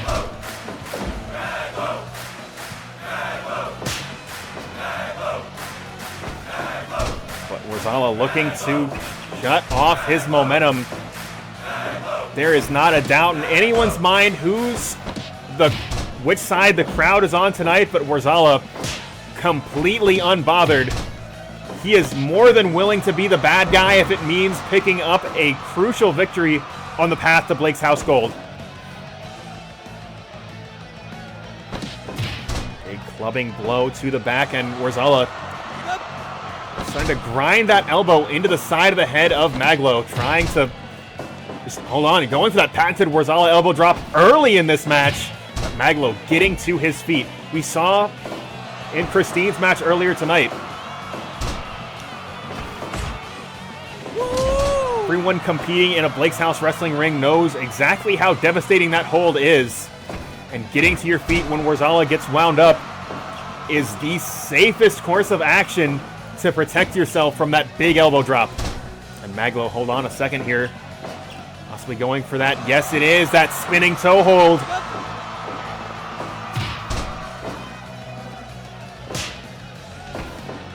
Mag.Lo pulling out the favorites early, playing the hits for this Blake's House wrestling crowd. As Mag.Lo drops a big headbutt, and once again, going to be going back to that patented spinning toe hold. Worzalla just pushing him off any way that he can. Mag.Lo firing Worzalla into the corner, and Worzalla sending Mag.Lo to the outside and signaling he is looking for that patented elbow drop. Hard shot to the head, and trying to outmaneuver Mag.Lo at this point, and big belly-to-belly overhead suplex. Just lays him out. And a stomach-crunching maneuver from Worzalla as he tries to slow Mag.Lo down further. And another belly-to-belly overhead suplex. Worzalla successfully shifting the momentum of this match. So Mag.Lo out on his feet, fired into the ropes once again, and a big sit-out lariat as Worzalla pounds his hand into the mat, trying to get fired up for this match to come. And here it comes. Patented Worzalla elbow drop buried into the heart of the People's Champion Mag.Lo. Mag.Lo barely able to get a shoulder up, but does deliver that huge tackle, and that has got him back into this match. Big chokeslam, and Worzalla setting up once again for that patented Worzalla elbow drop.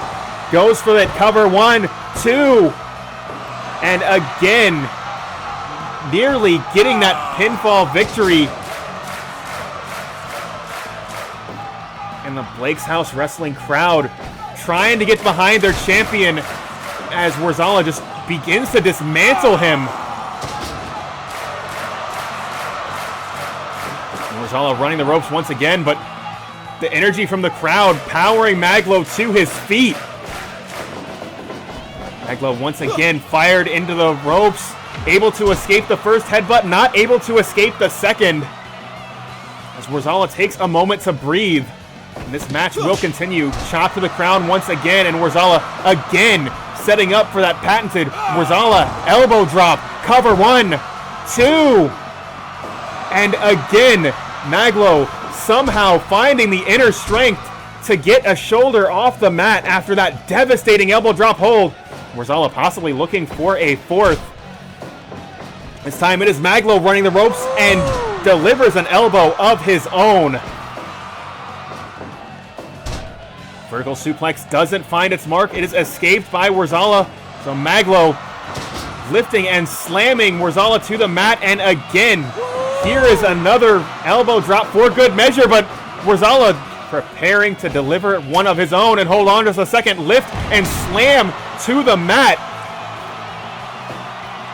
And Worzalla in complete control as he drives Mag.Lo back with 100 hands to the chest.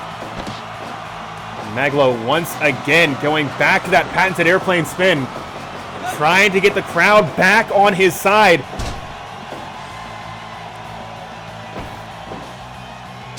Samoan drop. Mag.Lo just grasping for anything he can that'll get him back into this match, and lifting and dropping Worzalla once more. Crowd starting to get fired up, but Worzalla shutting him down. Belly-to-belly overhead suplex. And again, going for that patented Worzalla elbow drop. That has got to be it, too. And no, it's still not enough. It's still not enough to put Mag.Lo away. And again, that Blake's House audience getting fired up.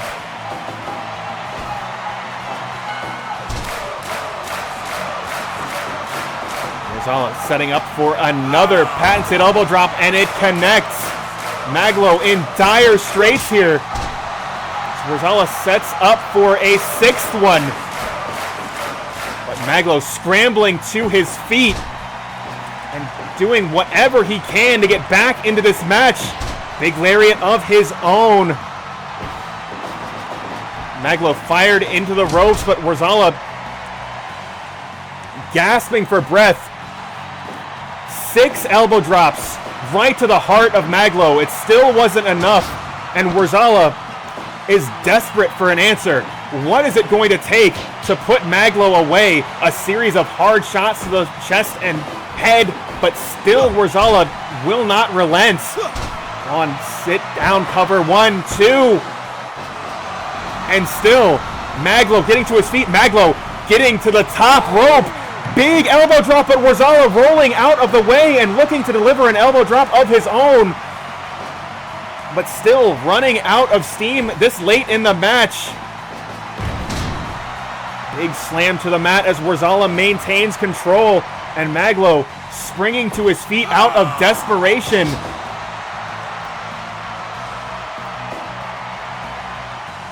Trying to do whatever he can to protect himself from that elbow drop that he knows is coming. But this time, Mag.Lo springing to his feet. Big Samoan drop, and Mag.Lo in control. And hold on just a second. Big body splash over the top rope. And Mag.Lo pulling out all the stops.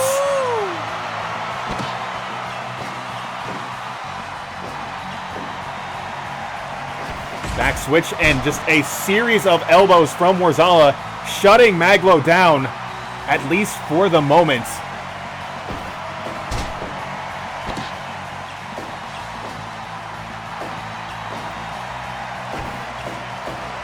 Belly overhead suplex once again from Worzalla. Worzalla trying to bring this fight back to the center of the ring.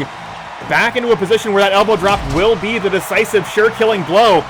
But Mag.Lo continuing to scramble to his feet in critical moments. And hold on, muscle buster! Cover, 1, 2. Oh my God. Worzalla getting a shoulder up at a critical moment, but Mag.Lo, driver, that has got to be it. That has got to be enough to put Worzalla away. Mag.Lo sitting out one more time, cover 2. Oh my God, Worzalla now. The man able to find the inner strength to escape these predicaments. Mag.Lo now, big lariat of his own. Worzalla planting Mag.Lo, and if he hits this elbow, this has got to be it. Cover, 1, 2. Oh my God.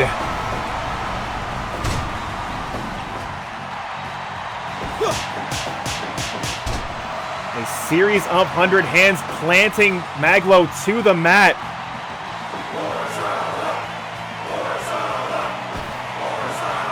And the crowd getting behind Worzalla in a way they never have before. Cover, 1, 2. But not able to get that 3 count.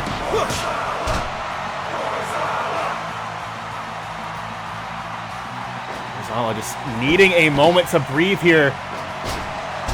Mag.Lo able to kick out of Worzalla's best shot, but he's going to keep swinging. Mag.Lo once again able to get a shoulder off the mat. Both competitors swinging for the fences, neither able to make contact. Mag.Lo firing Worzalla into the ropes. Lariat of his own once again. Big shoulder block, and Mag.Lo going high risk. And thinks better of it as he sees Worzalla getting back to his feet, but hold on. Mag.Lo setting up for something. No, just coming to the outside. This fight will continue. And there is a 20-minute dropkick, folks.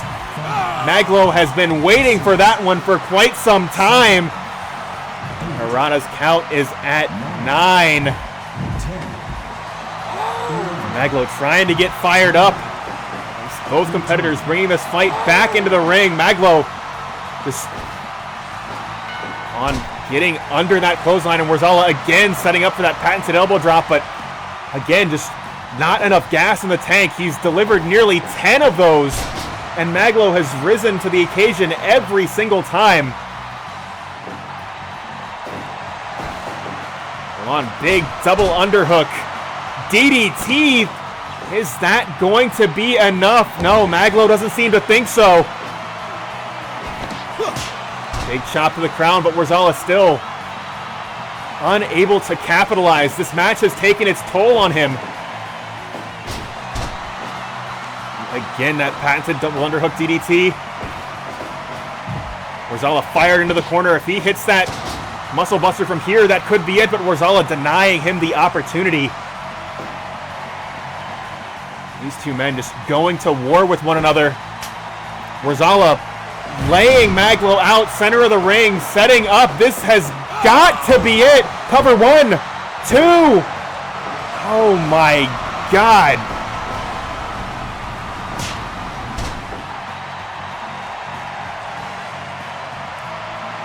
Worzalla struggling to find an answer, struggling to figure out what he has got left that he hasn't hit Mag.Lo with already.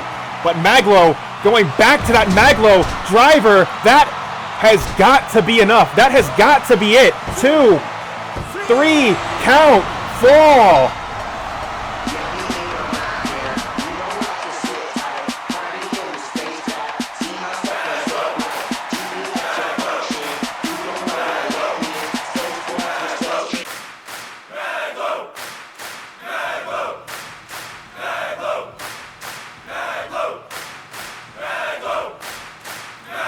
As the crowd chants his name, Mag.Lo is victorious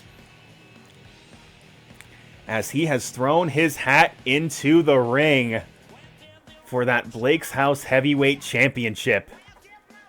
And I say this every time he is on your screen, folks, but it bears repeating. If Mag.Lo is coming to your town, whether it is in a wrestling ring or whether it is at a concert venue, you need to go see him. You owe it to yourself to go to maglo.bandcamp.com. Check out this man's music, as he has provided a great deal of the musical production for this program. But Mag.Lo putting on 5-star match after 5-star match. He is nothing short of spectacular in a Blake's House wrestling ring.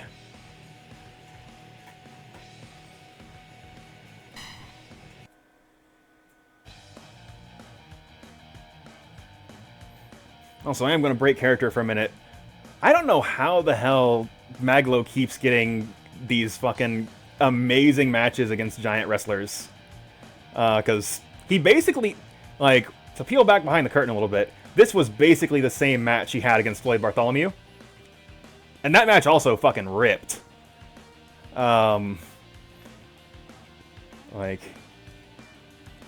Mag.Lo was one of the first wrestlers I made, and, like, still the one I am the most proud of about, like, how well he actually performs.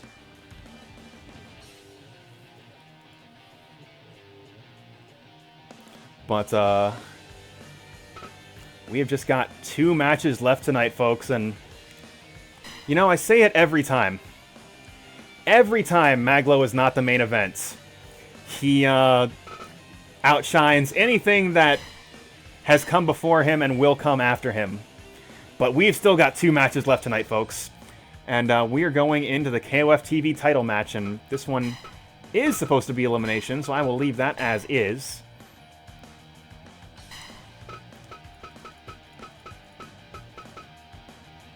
As we have got a team challenging for the King of Fighters Television Championship. 6-man tag, elimination style.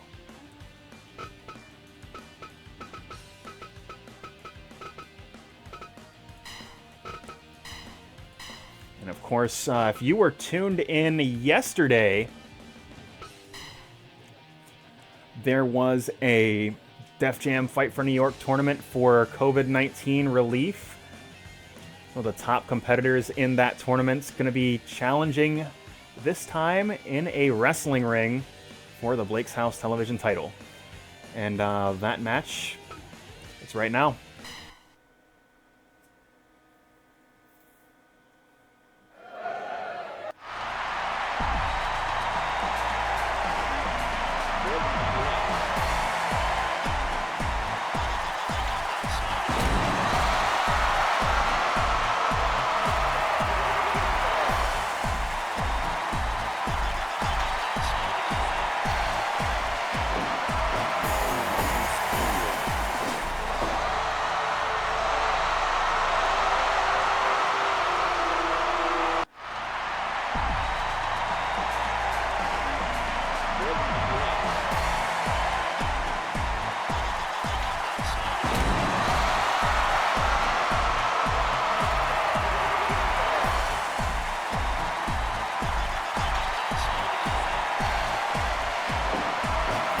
Wrestling Organization Trios team have proven to be just supremely effective in the past several weeks. But they have not fought anything like this. This team of Bo, Trejo, and Pockets, a team of men absolutely battle-hardened in the bars and clubs of New York City. Taking it to a wrestling ring the first time in several months. Of course, this is not the first time that some of these men have competed for this title. Pockets and Slick Rick teamed with JJ Mondo of Judgment Pro Wrestling, competing for this event. Danny Trejo has been here once before, but never to the top of the mountain. This is another opportunity for him as well.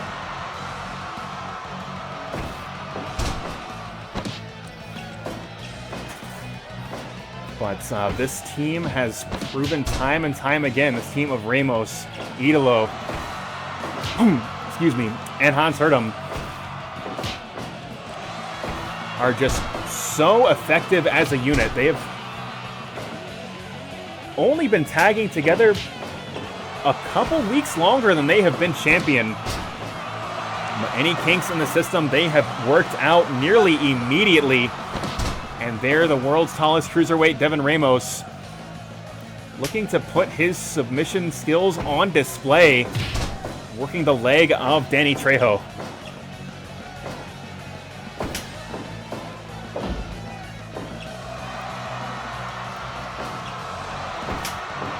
Pockets, certainly a special case, somebody that come at you from a lot of different ways. We talk about the level of education of a competitor's feat. Pockets certainly needs to be on that list. He's a truly accomplished martial artist and kickboxer. Just has absolutely devastating kicks, but right now, that scarf hold from Ramos looking to shut him down.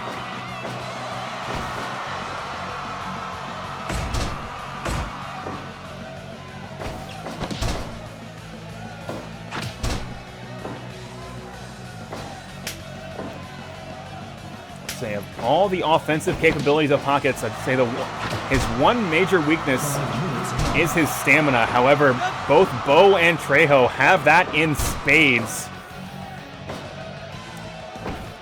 Both of these men could go for a 60-minute Broadway any day of the week.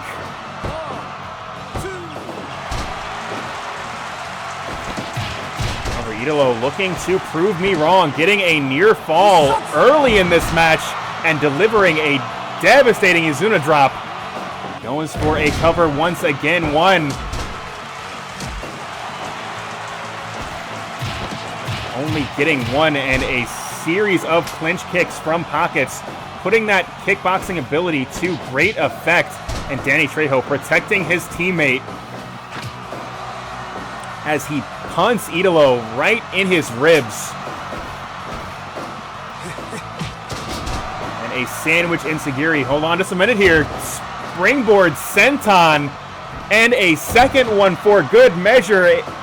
Do not adjust your set as we are getting a third springboard senton from Hans Hurtem.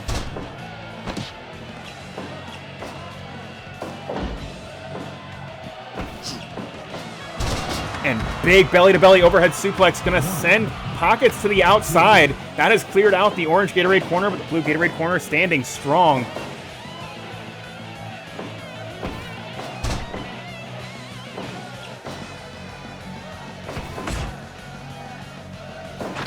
And big axe kick from Pockets. Absolutely devastating, sidestepping the drop kick. Able to escape that knife edge chop.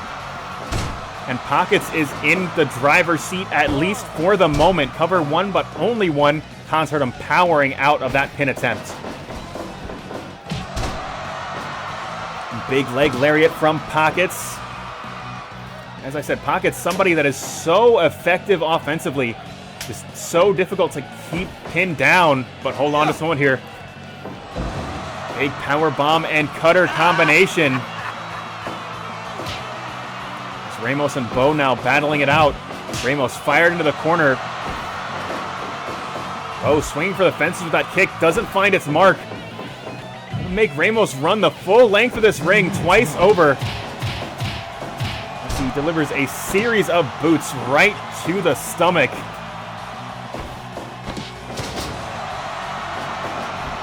Bo turning up the heat. Big running double stomp.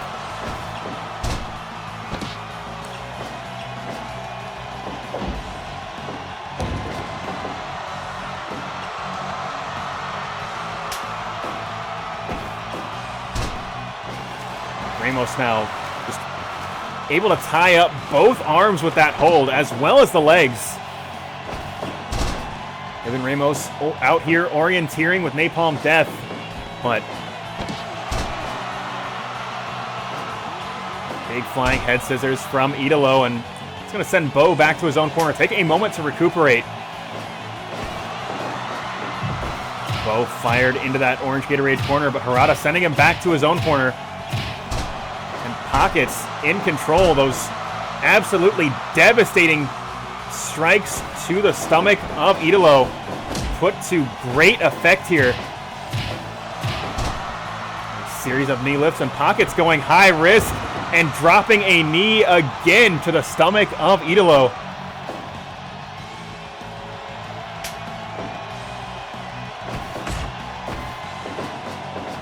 Pockets now fired into the ropes, but Idolo forced back into his own corner before he could capitalize.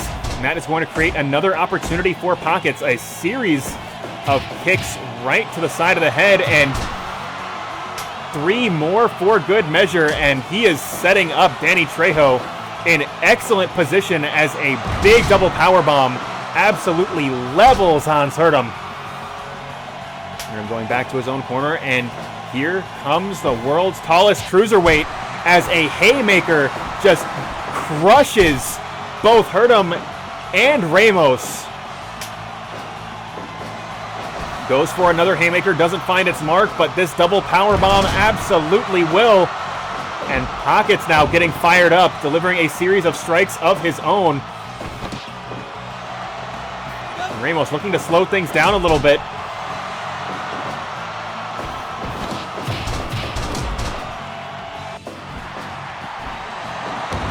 Come on, big double moonsault, but he has set Trejo up in an excellent position, and right now 3 men down in the center of the ring. Pockets and Trejo to their feet first. But hold on, absolutely gorgeous Northern Lights suplex transition perfectly into a cross arm breaker. And Idolo able to create the space that Ramos needed to get back to his own corner. Cradle cover 1, but only getting 1. But it is absolute pandemonium in that blue Gatorade corner. But That's exactly what the Knicks Wrestling Organization teams are so good at, bringing this fight to their own side of the ring and keeping it there, and that is how they are able to score the first elimination. Bo launched to the outside, and that is going to start Harada's count. And Northern Lights and cross arm breaker on the outside as Trejo and Hurtem battle it out inside the ring. Bo fighting his way through these uneven odds, able to get back into the ring.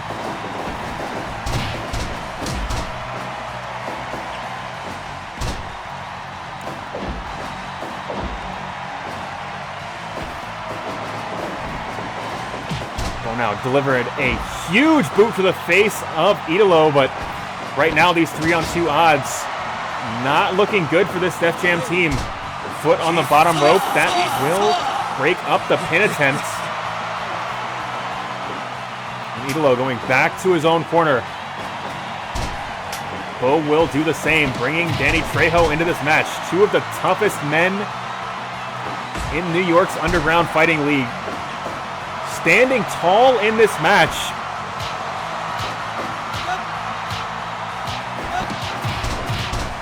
A series of punches to the crown.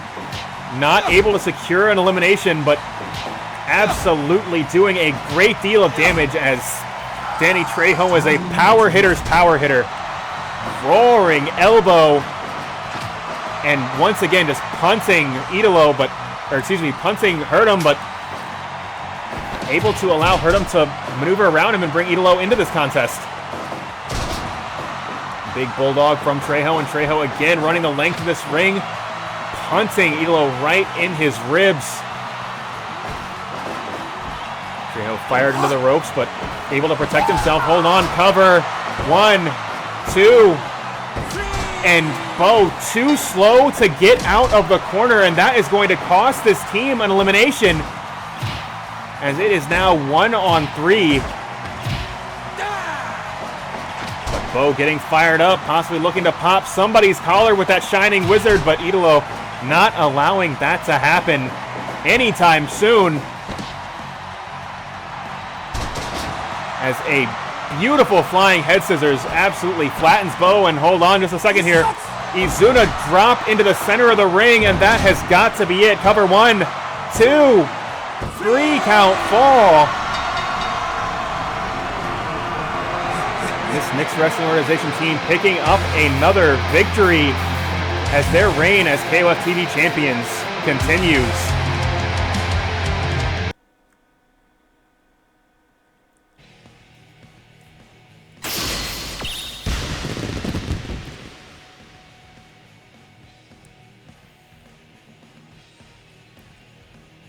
And here's the thing I'm going to do, so I do not make this mistake a third time. So I'm going to turn this off now like I usually do.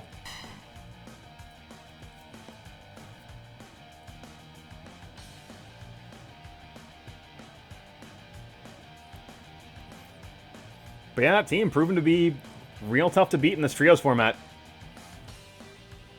Which is good, like, it is a real trios team. Like, actually, that is part of our show.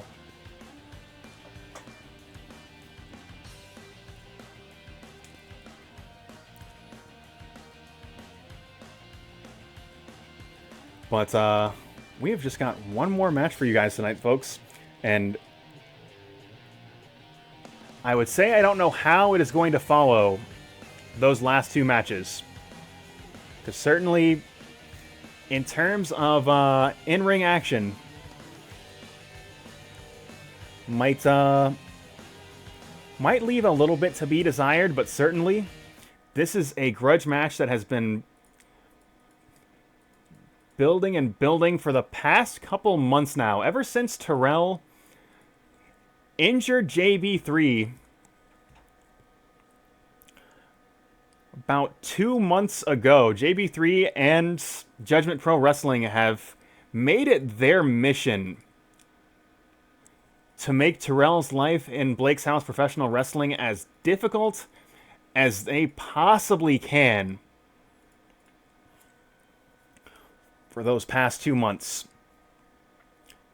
JB3, of course, coming back from injury on last week's Judgment Pro Wrestling special, attempting to cost Terrell a victory over Worzalla. But Terrell is tired of the games. Tired of the harassment, from the Judgment Pro Wrestling locker room. He wants a one-on-one match with JB3. And tonight, he's going to get it. So let's go ahead and get into that match right now.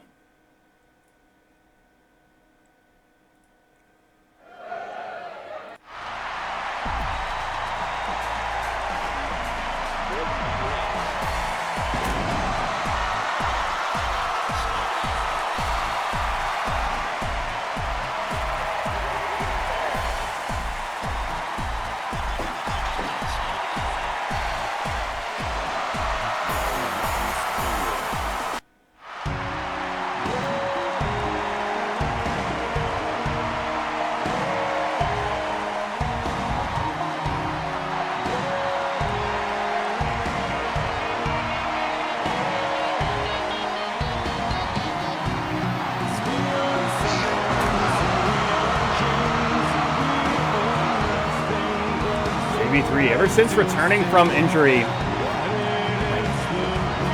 quite literally a changed man. Like, you can see it in his physique, you can see it in his demeanor as he makes his way to the ring. And hold on just a minute here. What's the firm doing at ringside?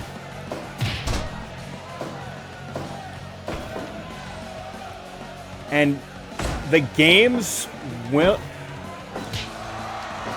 showing no sign of stopping from JB3 and Judgment Professional Wrestling.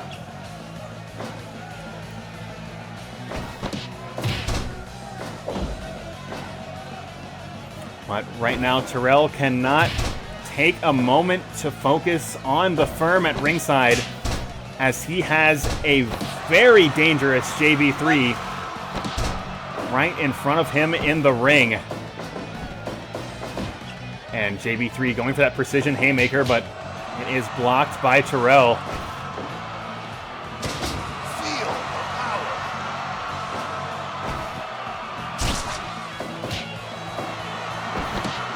JB3 just seeking to remind the folks at home just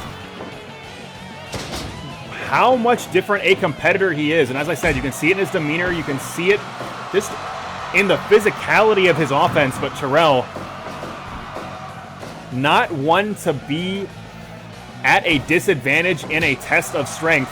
That small stature hides a great deal of power, but oh my God. Just as I say that, JB3 throwing Terrell to the outside.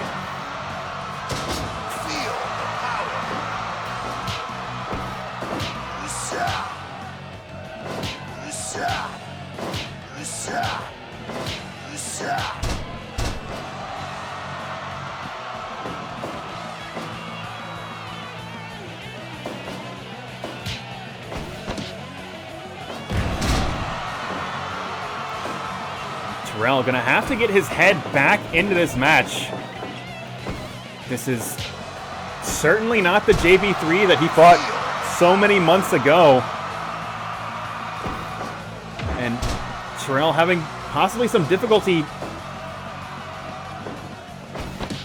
adjusting to JB3's new style. 5 minutes gone. This is the match that Terrell asked for. I've got to imagine is what both of these men have been waiting on for several weeks now. But right now, JB3 in control and just boot right to the head.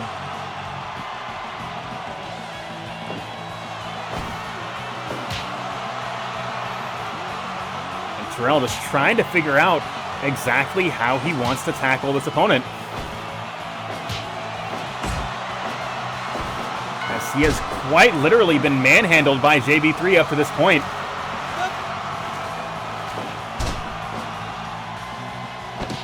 And that is coming from somebody that is usually never at a disadvantage in terms of strength.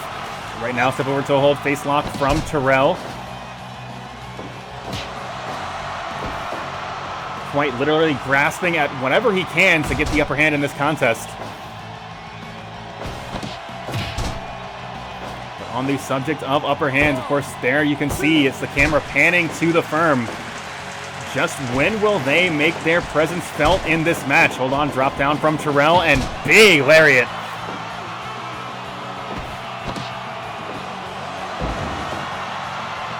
And full Nelson bomb, cover 1, 2. But only getting 2. But Terrell going back to that patented offense of his, working the head and neck. That certainly, even after 2 months of rehabilitation, the head and neck of JB3 certainly cannot be at 100%.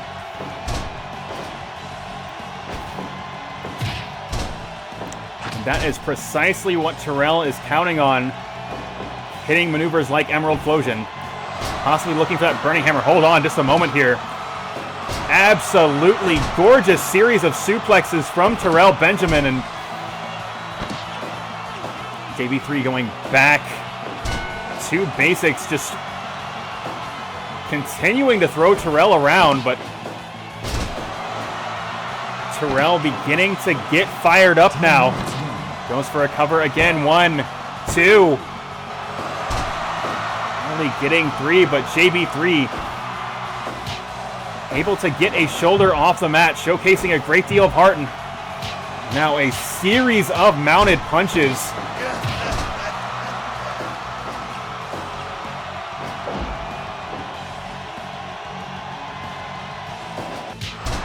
Terrell beating JB3 to the punch and now going high risk. Big dive off the top, cover 1, 2. And JB3 again, shoulder off the mat. He has got a lot more fight left in him.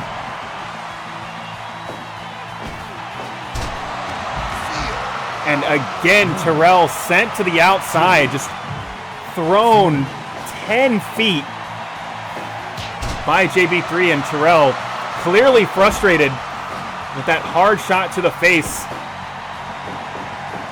Suplex blocked by JB3 and a suplex to the mat of his own.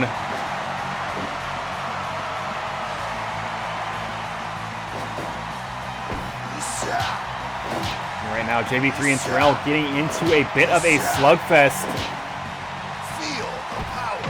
And big headbutt from JB3, but a rolling lariat of Terrell's will put him on top in that exchange.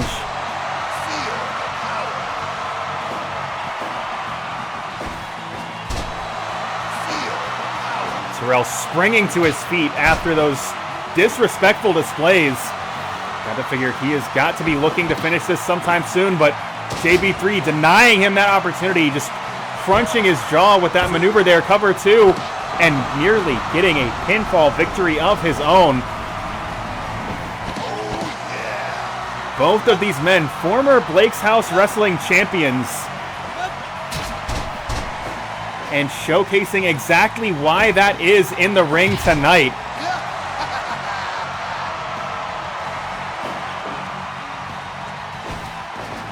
And Terrell fired into the outside right in front of Mr. Adams. Mr. Adams going to allow him back into the ring. Does not want to risk disqualification from Harada.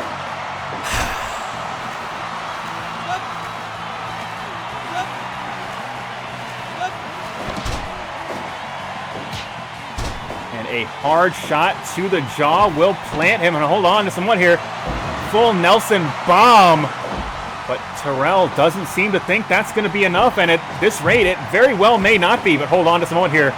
Is this going to be the maneuver that put down JB3? No, this is something else entirely. Avalanche power bomb, cover 2.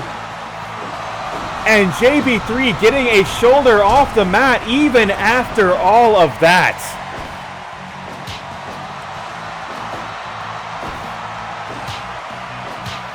And series of hard shots to the face. JB3 now in control.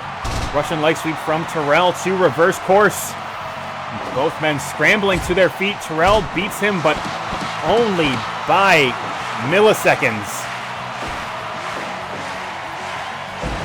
Emerald Explosion once again. Terrell targeting the neck of JB3, and that could be it too. 3 count fall.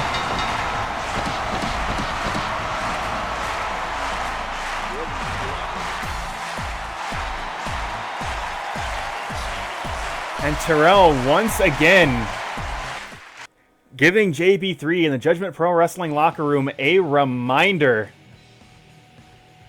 that he will rise to any challenge you put in front of him. As JB3 and the firm scramble to the back and figure out exactly what they are going to do next. But that is going to do it for the main portion of tonight's show. Of course, stay tuned for the bonus match while I hang out with you guys in the chat.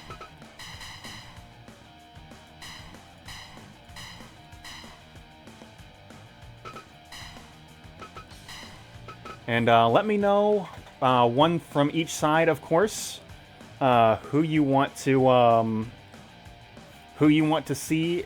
Actually, I'm going to re-roll Dick Bruiser because he literally wrestled tonight.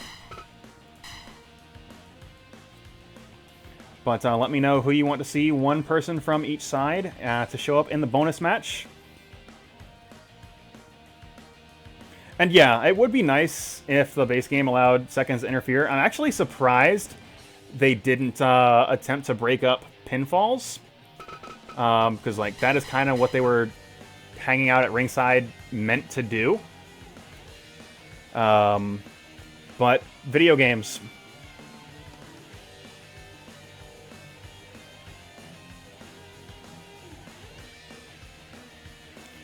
So we do have one from the blue side.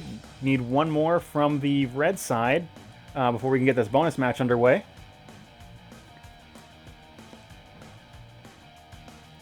But yeah, regardless, it is good to see Terrell looking strong, especially after I did a shit job of booking him like while he was champion. Kind of like working his way back to the top. Want to see Vega? I am cool with that. Vega, Balrog, we'll just call him Claw for short. And yeah, I think this is gonna be a match, guys.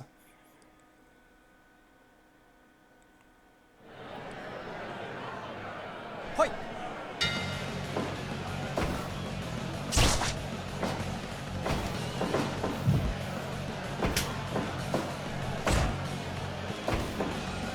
Actually, that's a good looking Vega too.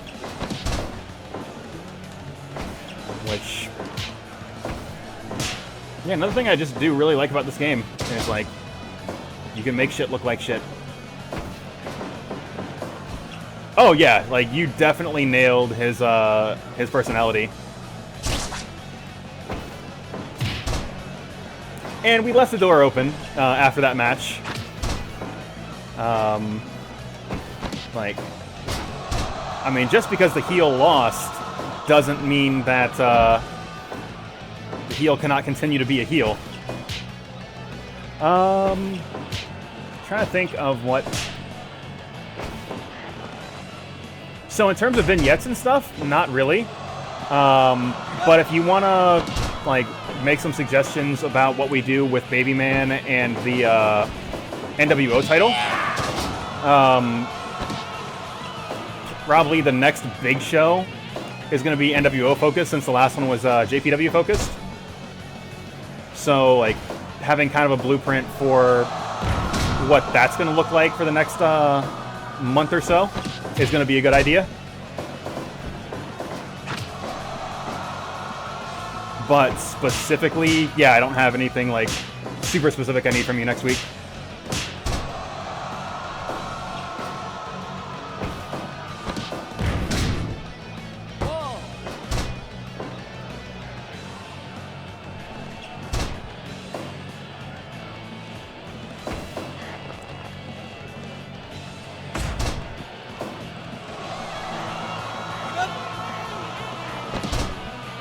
Also, Dave can get the fuck out of here with that match being a 75 overall. Like, that was a solid-ass match.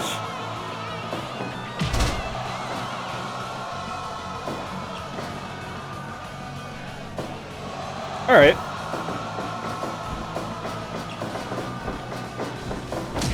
That is a direction I can start working with. And I don't hate the idea of Bartholomew being an enforcer.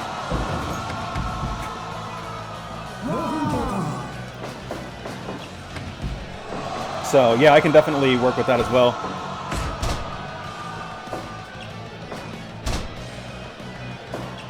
Honestly, like, Dick Bruiser coming out strong in that match against Jamel as well. Like, definitely need to do something with him, like, in the next month or so.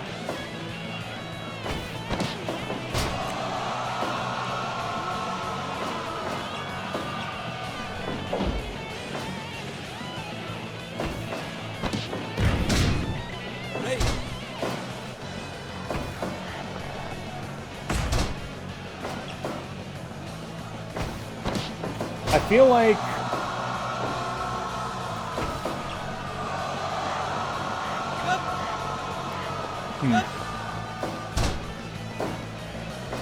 because right now the excuse me, like #1 contender's position for the Blake's House title, kind of in my mind, it's got to be between Terrell and Mag.Lo, with a slight edge to Mag.Lo because Mag.Lo has just been undefeated for so many weeks.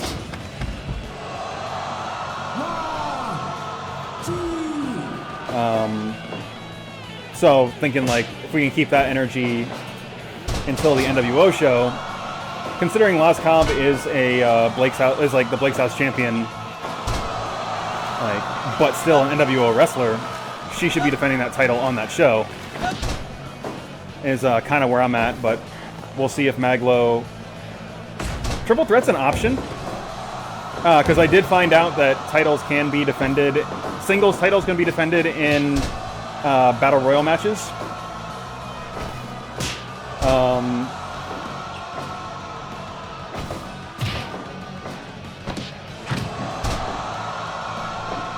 So I might keep that one in my back pocket.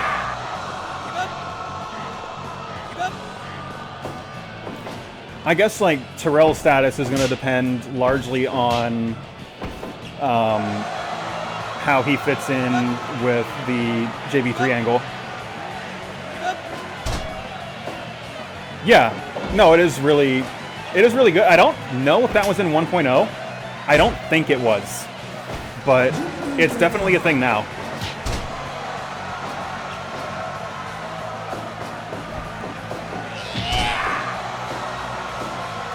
But I also like don't have a good grasp on what was in the game when I was playing in early access, what was in the game when it officially released as 1.0, and what's in the game now. Because like I haven't paid like super close attention to that.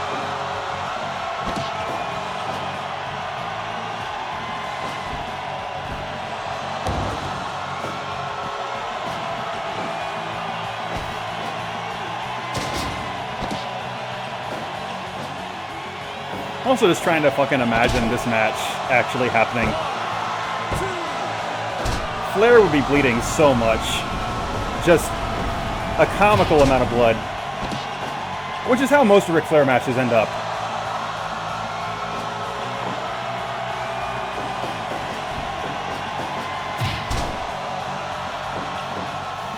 Because that is one thing that Ric Flair learned like early in his career is like red blood on blonde hair looks very cool.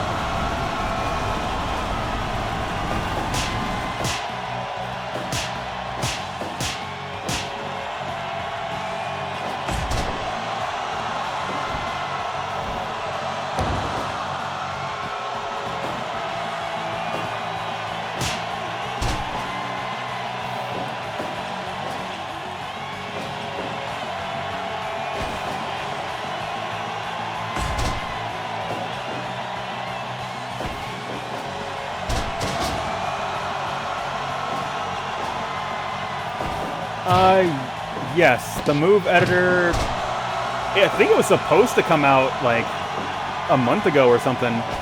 But I guess they were having some difficulties, because I see the developers posting about it every once in a while.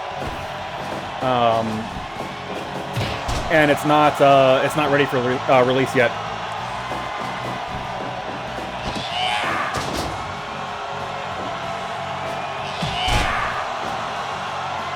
But it should be soon. COVID probably also set them back, like probably less active development when COVID hit Japan really hard.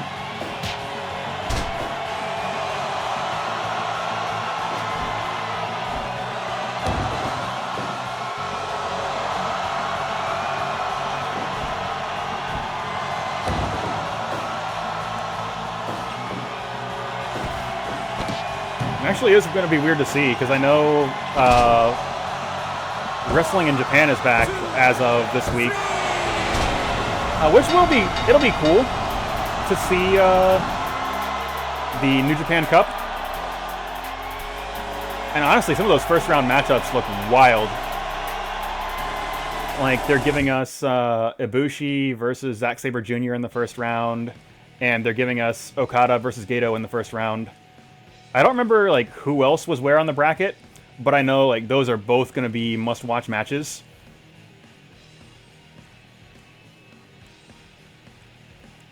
But it is going to be cool to see New Japan again.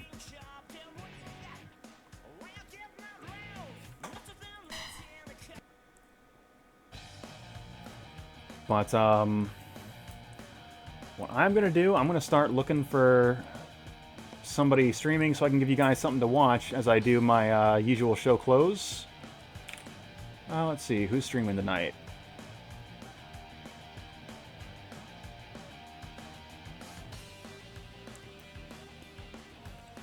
I can throw to you, like, I can hang around until you go live, and then I can throw to you real quick. But, yeah, as always, thanks to everybody for coming in to tonight's show.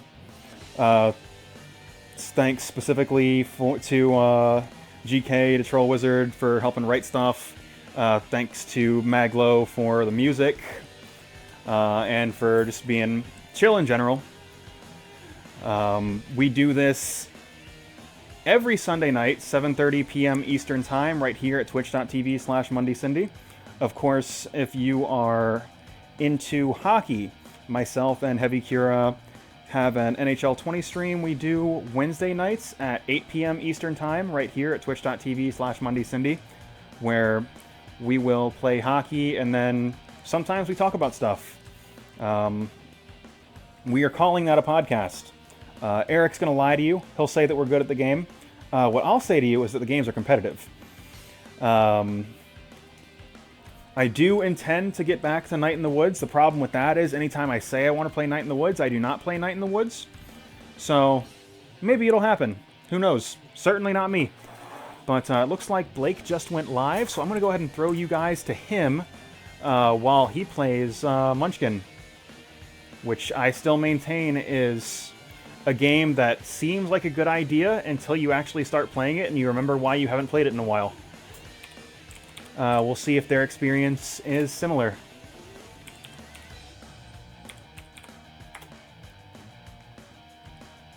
This channel intended for mature audiences. I certainly hope you guys can handle that. And yeah, thanks again for coming. Hope to see you next week.